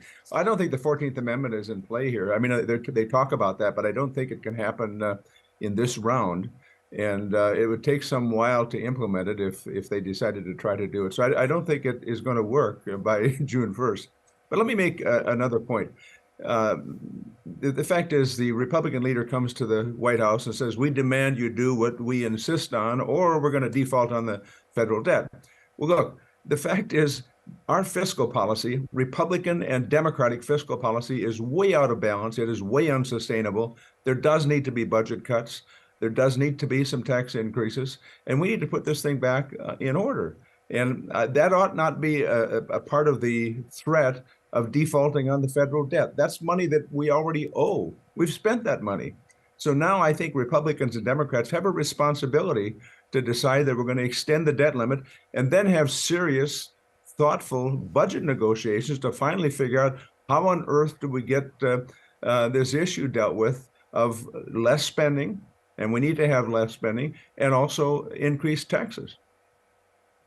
And as you mentioned, this is something that both parties have contributed to over the years to get to this point then. So then what are the expectations then for what can happen in order to avert defaulting on, as you mentioned, this spending that's already happened? Well, you're right about both parties. I mean, the fact is both political parties own this problem. In fact, just during the presidency of Donald Trump, the fact is he increased the federal debt with a Republican Congress by almost a third, $8 trillion. So this is not just a Democratic issue. It's Democrats and Republicans. And I just really believe that there needs now to be some kind of approach in which the American people say to their representatives in Congress, you've got to fix this. Now, let me just make one other point, if I might. We have a different kind of Congress than we've had in the past. We've got, a handful of people in the Senate who are not somewhere in the middle. They're way off on the right. We got 40 people in the Freedom Caucus in the House, some of whom think defaulting on that would probably be a pretty good thing. I mean, that's unbelievable. I think it's reckless. I think it's dangerous. And I don't know what's going to happen at the meeting this afternoon. It occurs between just the Speaker of the House and also the President.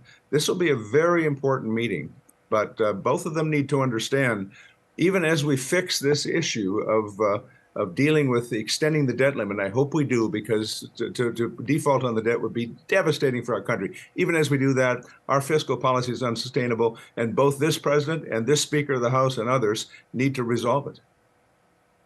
So what do you think is the most likely scenario then at this point? Somehow I think they need to find some way to reach some agreement on portions of the recommendations that have come from both the White House and also the House of Representatives. I think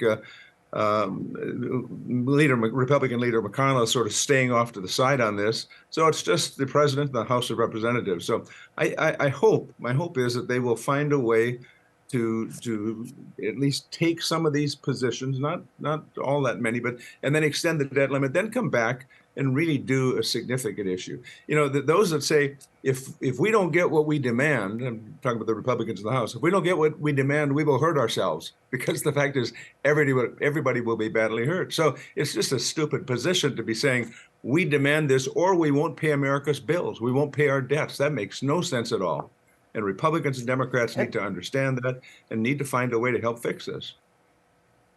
And for other countries sort of, looking in, wondering, why should we care? I mean, when we look at Mark Zandi, the chief economist at Moody's Analytics, saying no corner of the global economy will be spared if the US government defaulted and the crisis weren't resolved quickly. When you think of the repercussions and what this means for US standing, not to mention who we trade and do business with, what should some of these CEOs who are also watching this be thinking right now? Oh, I hope all of those CEOs and others call in and say, look, this needs to get fixed. But the fact is, the American dollar is the international currency. This will have a profound impact on that. If America is seen as a country that has decided we won't pay our bills, we won't pay the bills that we've already encompassed, and we've spent that money. We've got all these bonds out there. Other countries have purchased these bonds. We need to tell the rest of the world that they can count on the American dollar. And even as I say that, I say again, our fiscal policy is unsustainable in the long term, and it needs to be fixed. But don't fix it by deciding you're going to threaten to default on America's debts. That makes no sense at all.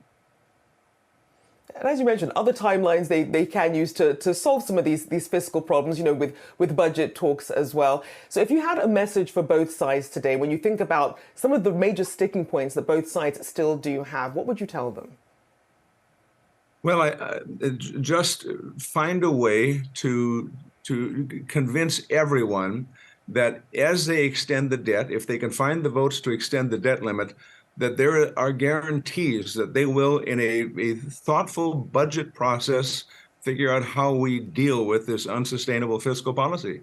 And, there needs to be promises of how you deal with that on both the spending and the taxing side. I hope they would reach those approaches, and they can say that to Republicans and Democrats in the Congress.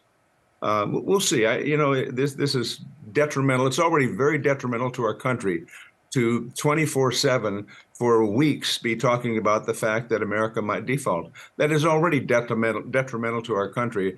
I hope we get to a point very quickly here before June 1st that we can solve this and just decide we're going to extend the debt limit and then fix the other unsustainable fiscal policy issues. Certainly hope so. We do appreciate you joining us this morning. Thank you for your time. Former Senator for North Dakota, Byron Dorgan, thanks so much.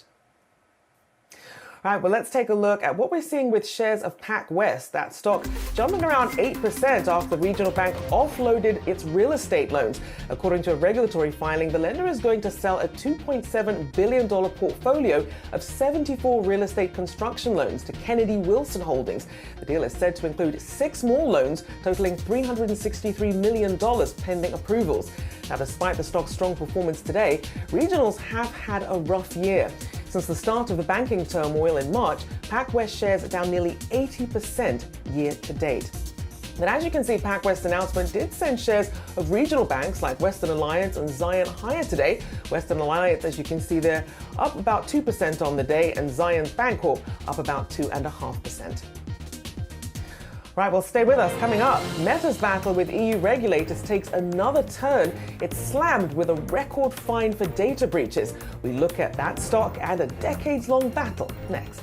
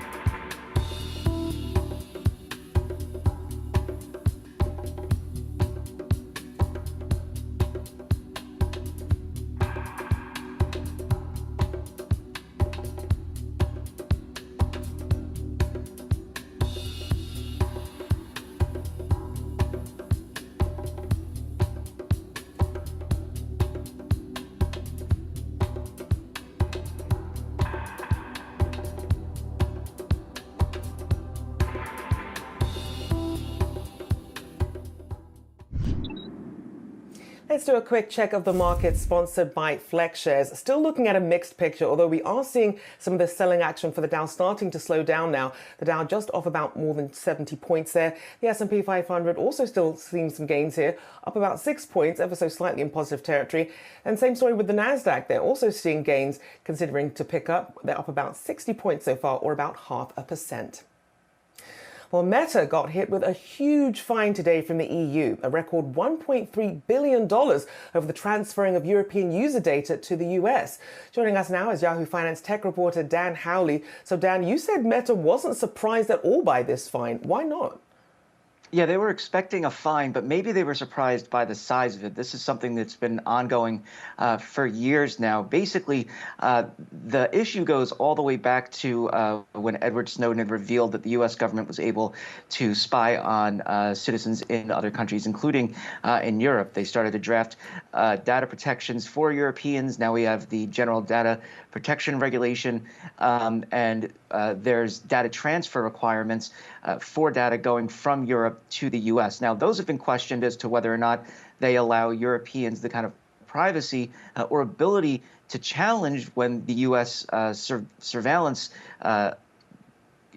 groups look at European users' data. So that's been challenged, and now they're trying to come up with the new means to allow for European user data to be looked at and stored in the U.S. by U.S. companies. This really comes down to whether or not Europeans can trust the U.S. And kind of the security infrastructure to not spy on Europeans' data. And if so, then they have to provide a reason and for Europeans to go ahead and then be able to question that. And so with this new issue that's cropped up with Facebook, or Meta, they've essentially been fined this $1.3 billion, 1.2 billion euros as a result of these data transfer problems. And now the U.S. and EU are actively working to come to a new agreement when it comes to data transfer.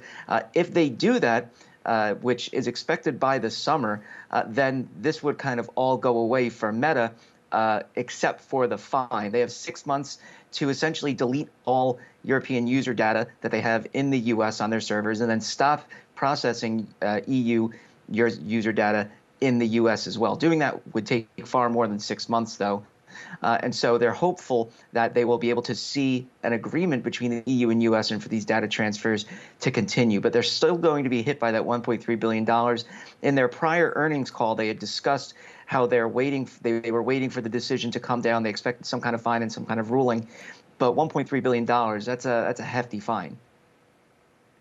Indeed. I mean, so then as we look at the big picture, then what are the implications of this fine on transatlantic data flows and this pact that the EU and the US are supposed to be working on? Yeah, look, this is something that could affect any company that does business from the US in the EU. They're going to probably transfer that data from the EU to the US for processing on their own servers. And so this really could impact all of those businesses, not just Meta. It could impact Alphabet. It could impact Microsoft. It could impact any company that does this kind of transfer. And it's not just big tech companies either. It's smaller companies as well, small, medium businesses. They may be doing the same thing. And so, the need to get this deal done between the EU and the U.S. Really is just kind of being shown in a greater light here with this fine that Meta received. And, $1.3 billion, a lot of money. But the FTC still hit them with $5 billion a few years ago because of the issues that came with Cambridge Analytica. And so they have sustained similar fines before and gone ahead no problem. And so, I think what Meta is really expecting is for the U.S. and the EU to somehow come together on this and eventually have an agreement in place where they don't have to worry about future fines. They don't have to worry about doing anything else as far as transferring of EU and data to the U.S. Yeah, certainly need some clarity on that. That $1.3 billion has to sting, I'm sure. A big thank you there for that update, Dan Howley. Thanks so much. Well, JP Morgan President Daniel Pinto said today at the bank's Investor Day that it's, quote, very unlikely that we won't see a recession this year.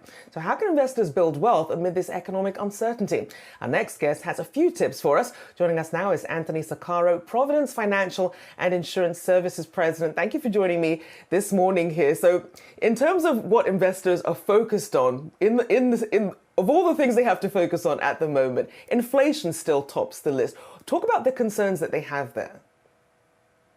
Yeah, inflation is still the number one concern of the market overall. The fact is that there's been some signs that inflation is coming down. The consumer's starting to weaken. GDP numbers are weakening, got cut big time, but it's still the number one concern going forward in the long run.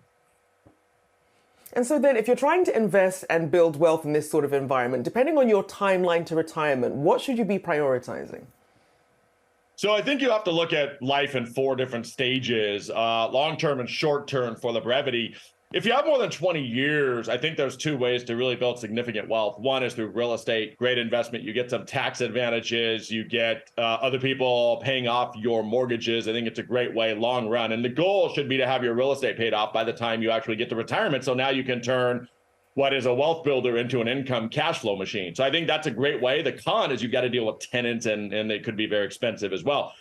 Stocks are the other way. For most people, that's going to be the most viable way. And dollar cost averaging into stocks, buying over and over and over and over again, drives the average share price down. And it's been shown that dollar cost averaging over a long period of time is going to help you build significant wealth. The simple fact is that time is your friend, time is on your side when you're dollar cost averaging, and by buying the same thing over and over again with the same dollar amount, you drive the average purchase price down. And that's the whole goal in the market is to buy low. So if you're older, if you're younger, you have a long time to go, dollar cost averaging. If you're older in retirement, you need to shift that. You need to be focusing on investments that are going to pay you income. If you're in retirement and you're not buying shares periodically, you're probably selling shares periodically, and it has the reverse effect of dollar cost averaging. You're not buying low, you're actually selling low. And I won't take time to go through the math behind that, but the strategies that are used to get you to retirement are completely different than the strategies that are used in retirement. And the biggest mistake I see investors make and pre-retirees make is as they get closer to retirement, as their life makes a paradigm shift from putting money in to taking money out, they don't make a shift with their portfolio. And for the last decade and a half, you've gotten away with it. But for the next decade or decade and a half, who knows? I'm not so confident.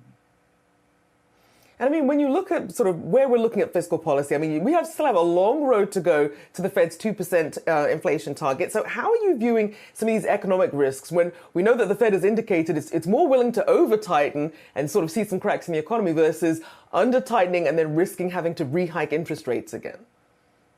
Yeah, the fact is that the Fed is in really kind of a pickle at this point. They have to choose between the lesser of two evils. They have to choose between trying to get inflation down, and they have to then choose between whether they're going to cause a recession or not. And they've made it very clear over the past months that the lesser evil is the recession. Now, no one wants a recession, but the interesting thing is they really want a recession, but they're not saying they want a recession. The whole point is to drive down economic growth so you can drive down inflation, get it in that 2% level. And in order to do that, you want things to slow down. And a recession, the very definition is a slower economy. So you want it, but you don't want it. They're talking out of both sides of their mouth. I think we could have a mild recession coming up. Whether the Federal Reserve raises interest rates this next time or not, I think a pause is okay because inflation is a lagging indicator. I think they should pause, but I don't see a rate cut in the future. There's a lot of economists predicting at the end of this year or beginning of next year, a rate cut. Well, I don't see any purpose for a rate cut unless inflation gets down to 2% or unless the stock market goes crazy. And the latter is more likely, unfortunately. And we know that in light of what we saw with the recent banking fallout, a lot of customers sort of going out there trying to chase some of these high yields. What are some of the biggest mistakes you're seeing people make right now? Some of these knee-jerk reactions? Yeah, absolutely. I think that one of the biggest mistakes that I see is that they're using funds to chase these high yields. Funds don't give you the guarantees of owning the individual investments. A bond fund has no guarantee of your principal at all. And a lot of people have learned the hard way now with interest rates having skyrocketed over the last year and a half that you can actually lose money in treasuries. I mean, just ask Silicon Valley Bank, right? But a lot of people, when they put their money into these bond funds, they don't realize that they can actually lose money. So it's a mistake. If you buy individual investments like bonds or like some of the other things that promise or even guarantee some kind of rates of return, you're going to be better off. So individual investments generally better than funds, and not diversifying. A lot of people who are chasing yield in the equity market will put a ton of their money into one particular company or maybe 4 or 5 different companies, and anything can happen with those companies. And instead of buying a value play, they might be buying a value trap, and that could be devastating if you're not diversified. So those are 2 big common mistakes that I see. We appreciate you joining us. Lots of great tips there. Anthony Soccaro, thank you so much. All right, coming up, call it a shot across the bows. China has designated products made by US memory chip giant Micron a national security risk. But why go after Micron? Why not Broadcom or Qualcomm? We'll discuss next.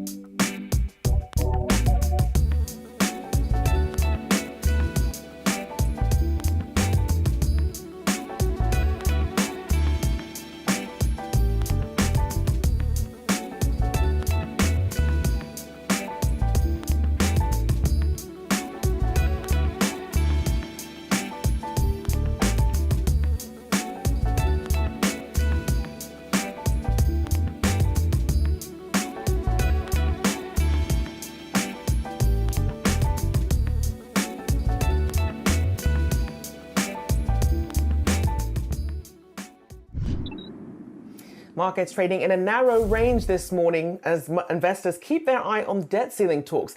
Let's get to Yahoo Finance contributor Remy Blair with some movers that we're seeing. So Remy, you have your eyes on some key calls today. Break those down for us. Well, as you mentioned, Wall Street is trading on a mixed note as a new trading week kicks off. Now, Wall Street digested some analyst calls on some key names as this week kicks off, and Apple was downgraded to hold from buy at Loop Capital with the price target maintained at $180 a share. If we look at the chart, we're not seeing that much of a wide range for shares this morning after a lower open, but Loop Capital's cut comes on concerns over material downside risk on revenue estimates for the June quarter. Loop Capital has said that expectations call for weaker demand for iPhones on macro headwinds in the quarter, but at the same time, analysts over at Loop Capital say that the September quarter as well as December quarter shipment outlook does remain intact.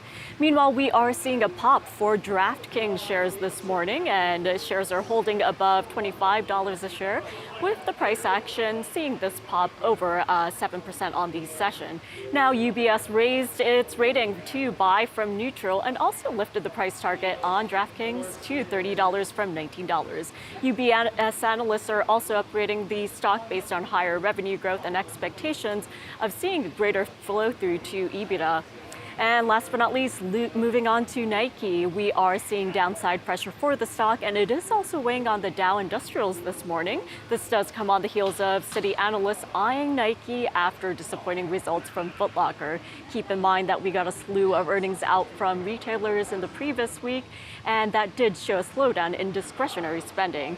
Now, Citi reiterated its neutral rating on Nike stock with a price target of $125 per share. Also, given that concerns over inventory and footwear retailers do remain, there are expectations for lower consumer spending. I do also want to mention that Citi also downgraded Foot Locker to neutral, citing economic sensitivity of Foot Locker's customer base. This week, we'll be getting some key earnings out from retailers as well as tech names as well, and we should be able to see how the U.S. consumer has been spending on discretionary purchases. All right, thank you so much for that update. Remy Blair there for us at the New York Stock Exchange. Thanks so much. All right, taking a look at trouble for Micron, China is banning major firms from buying products from the chip giant, saying they pose a national security risk. This ban comes less than 2 months after Beijing announced an investigation on imports from Micron, which of course followed the sweeping ban Washington put in place late last year on selling advanced chip-making technology to China. Yahoo Finance's Akiko Fujita has the story for us. Hey, Akiko.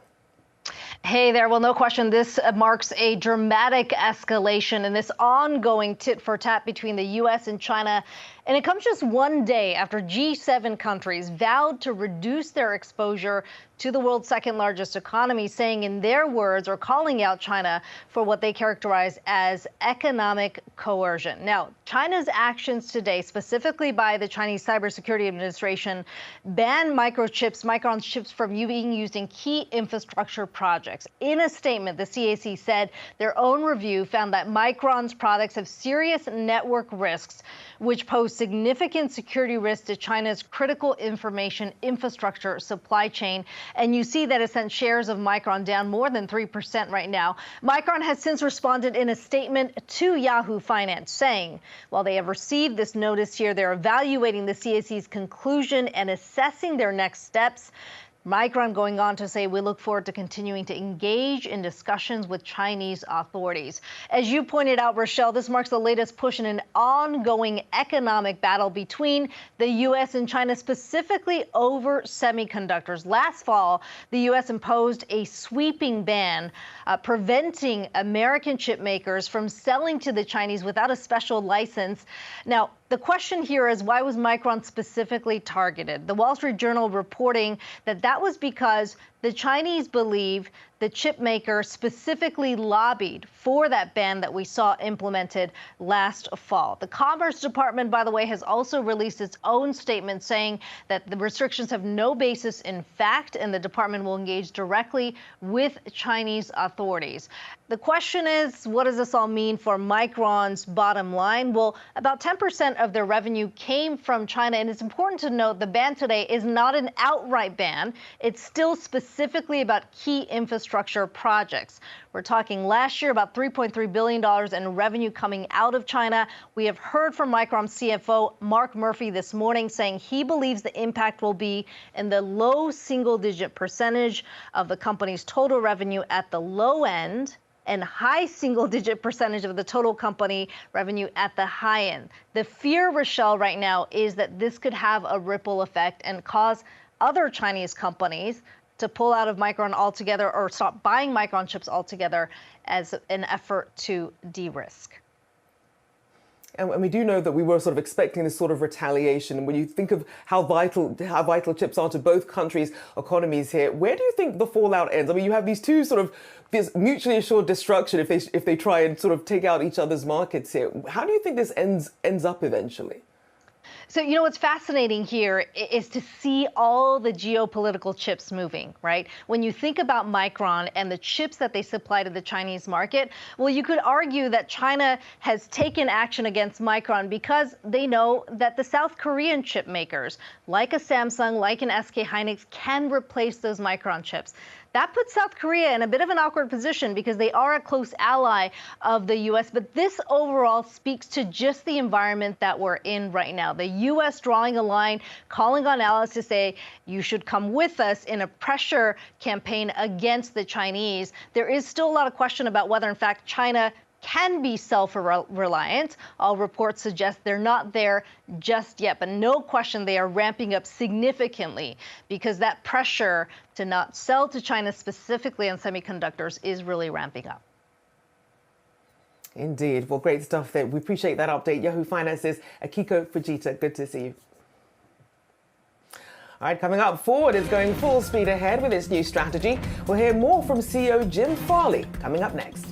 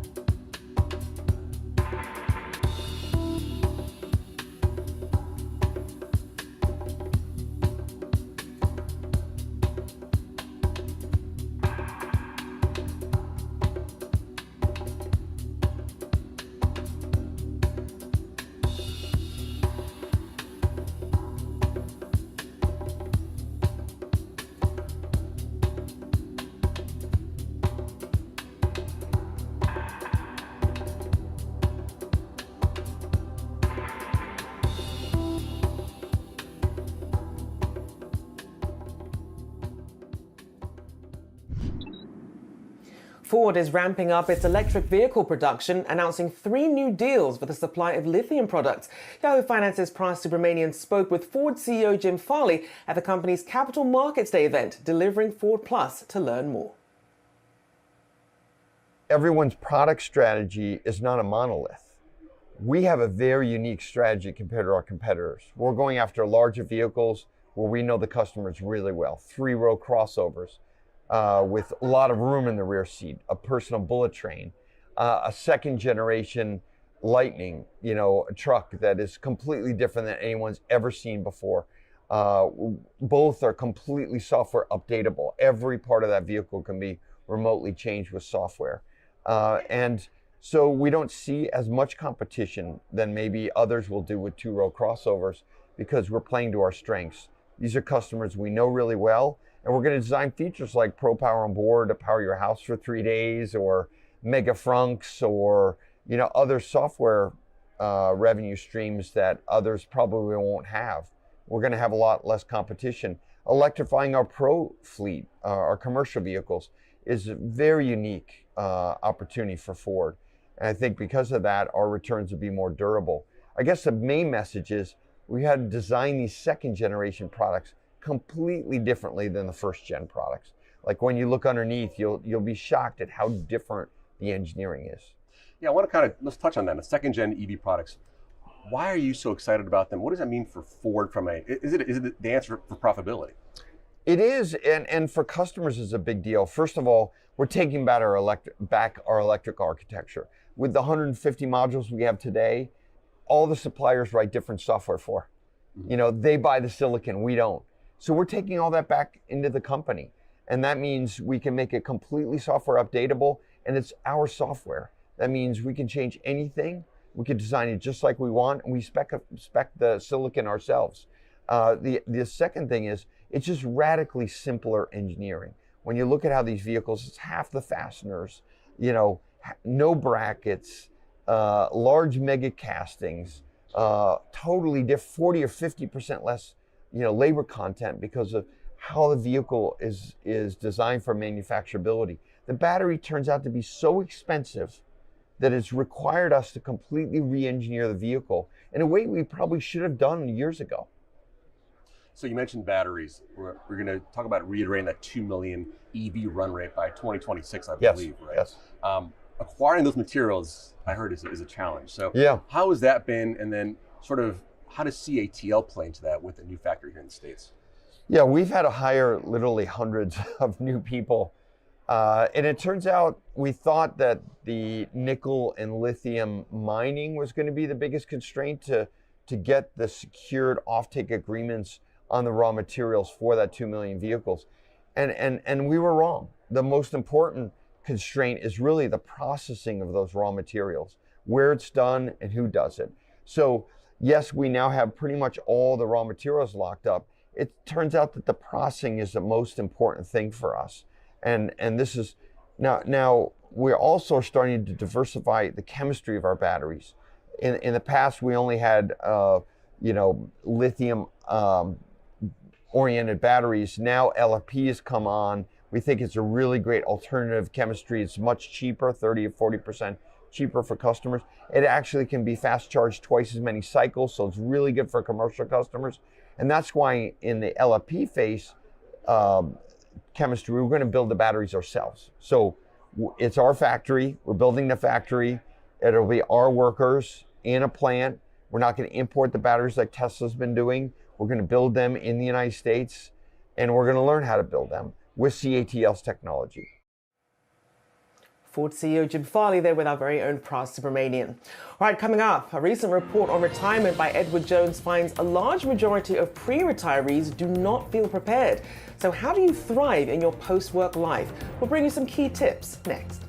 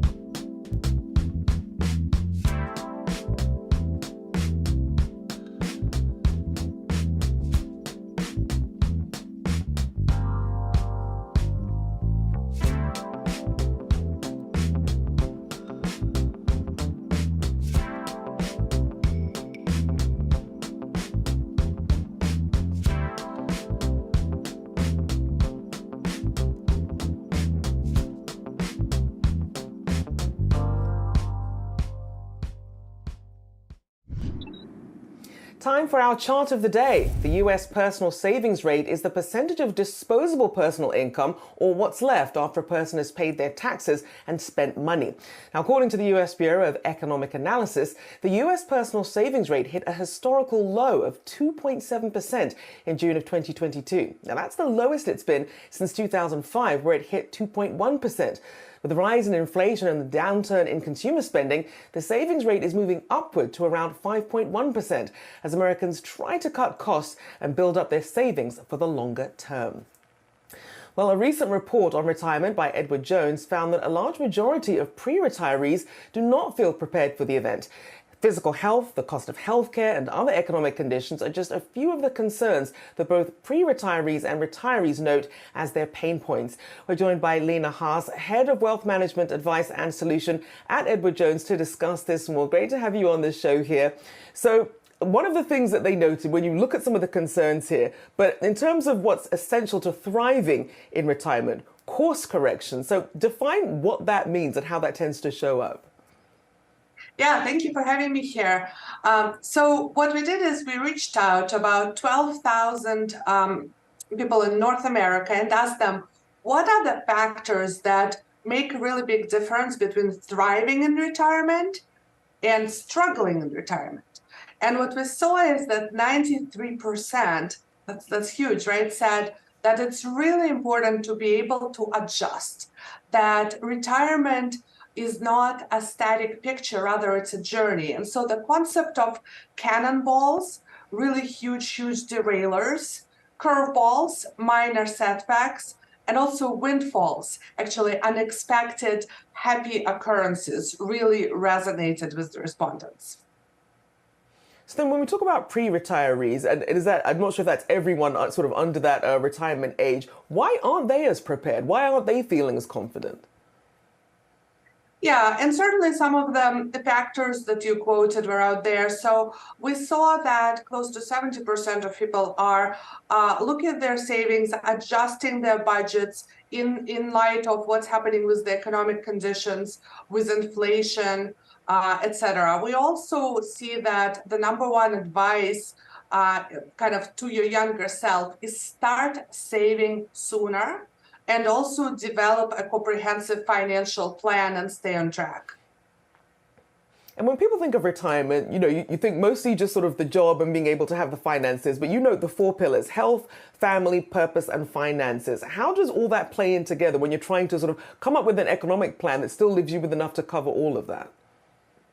Yeah, so this is really inseparable. And I think when I talk about that comprehensive plan, it's really important to understand for yourself, for family members, partners you're planning with, what is truly important in retirement? How do you think about your purpose? What is the meaning? What makes you happy? What is your lifestyle going to be? Are you going to be, in fact, traveling and spending a lot of time with loved ones? Are you going to be supporting other family members financially? What is your health situation? What are your expenses there? How are you going to be ensuring that you're active mentally and active physically? All of those really key ingredients. And then understand, okay, these are the types of financial scenarios that I'm comfortable with.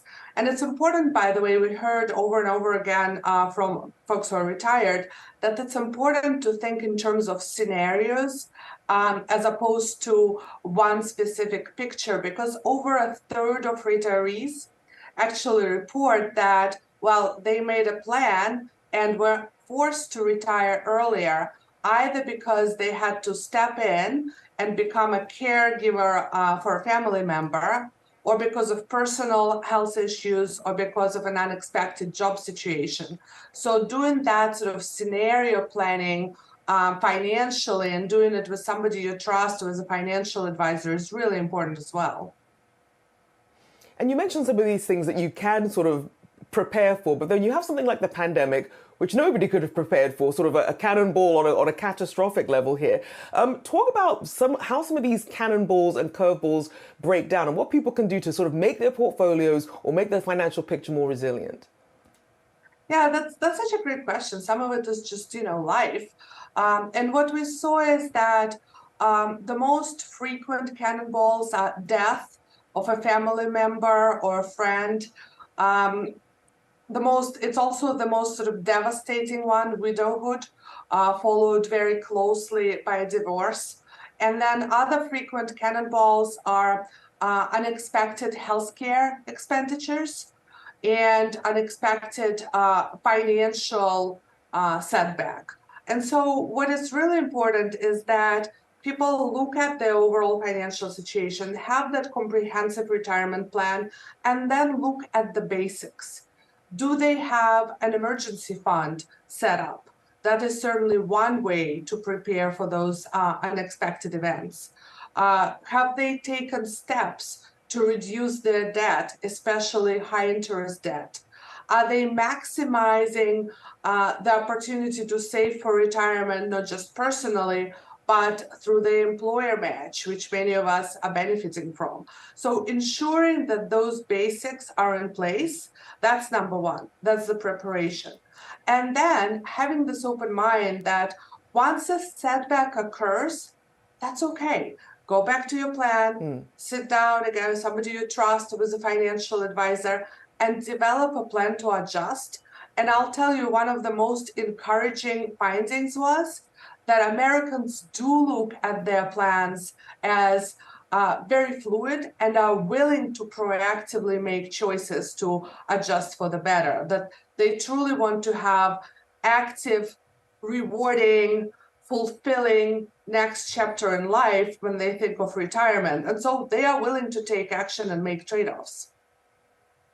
We'll have to leave it then. Obviously, we have to remember that statistically women outlive men, so we do have some other considerations for women as well to think of. But a big thank you. We'll have to bring you back to talk more about that. Lena Haas, Head of Wealth Management Advice and Solution at Edward Jones. Thank you so much. All right, coming up, Pfizer stock on the move on news it could take on Novo Nordisk's Ozempic. Find out how after the break.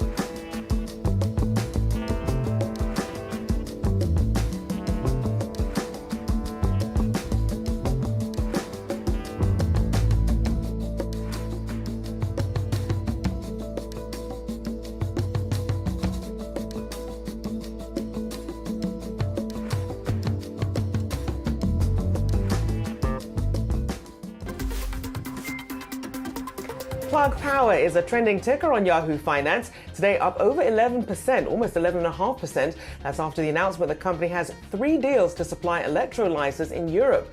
The deals will allow for the first industrial-scale green hydrogen to be used for glass manufacturing, aluminium recycling, and steel manufacturing.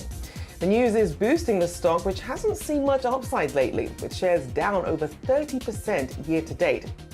And Pfizer stock is also moving today, up over 4% as the company takes on the weight loss drug market. According to results from a phase 2 clinical trial, Pfizer's drug causes a similar amount of weight loss to Novo Nordisk's Ozempic, only faster. Users lost about 10 pounds in 16 weeks compared to Ozempic users who lost an average of 9.9 pounds over 30 weeks.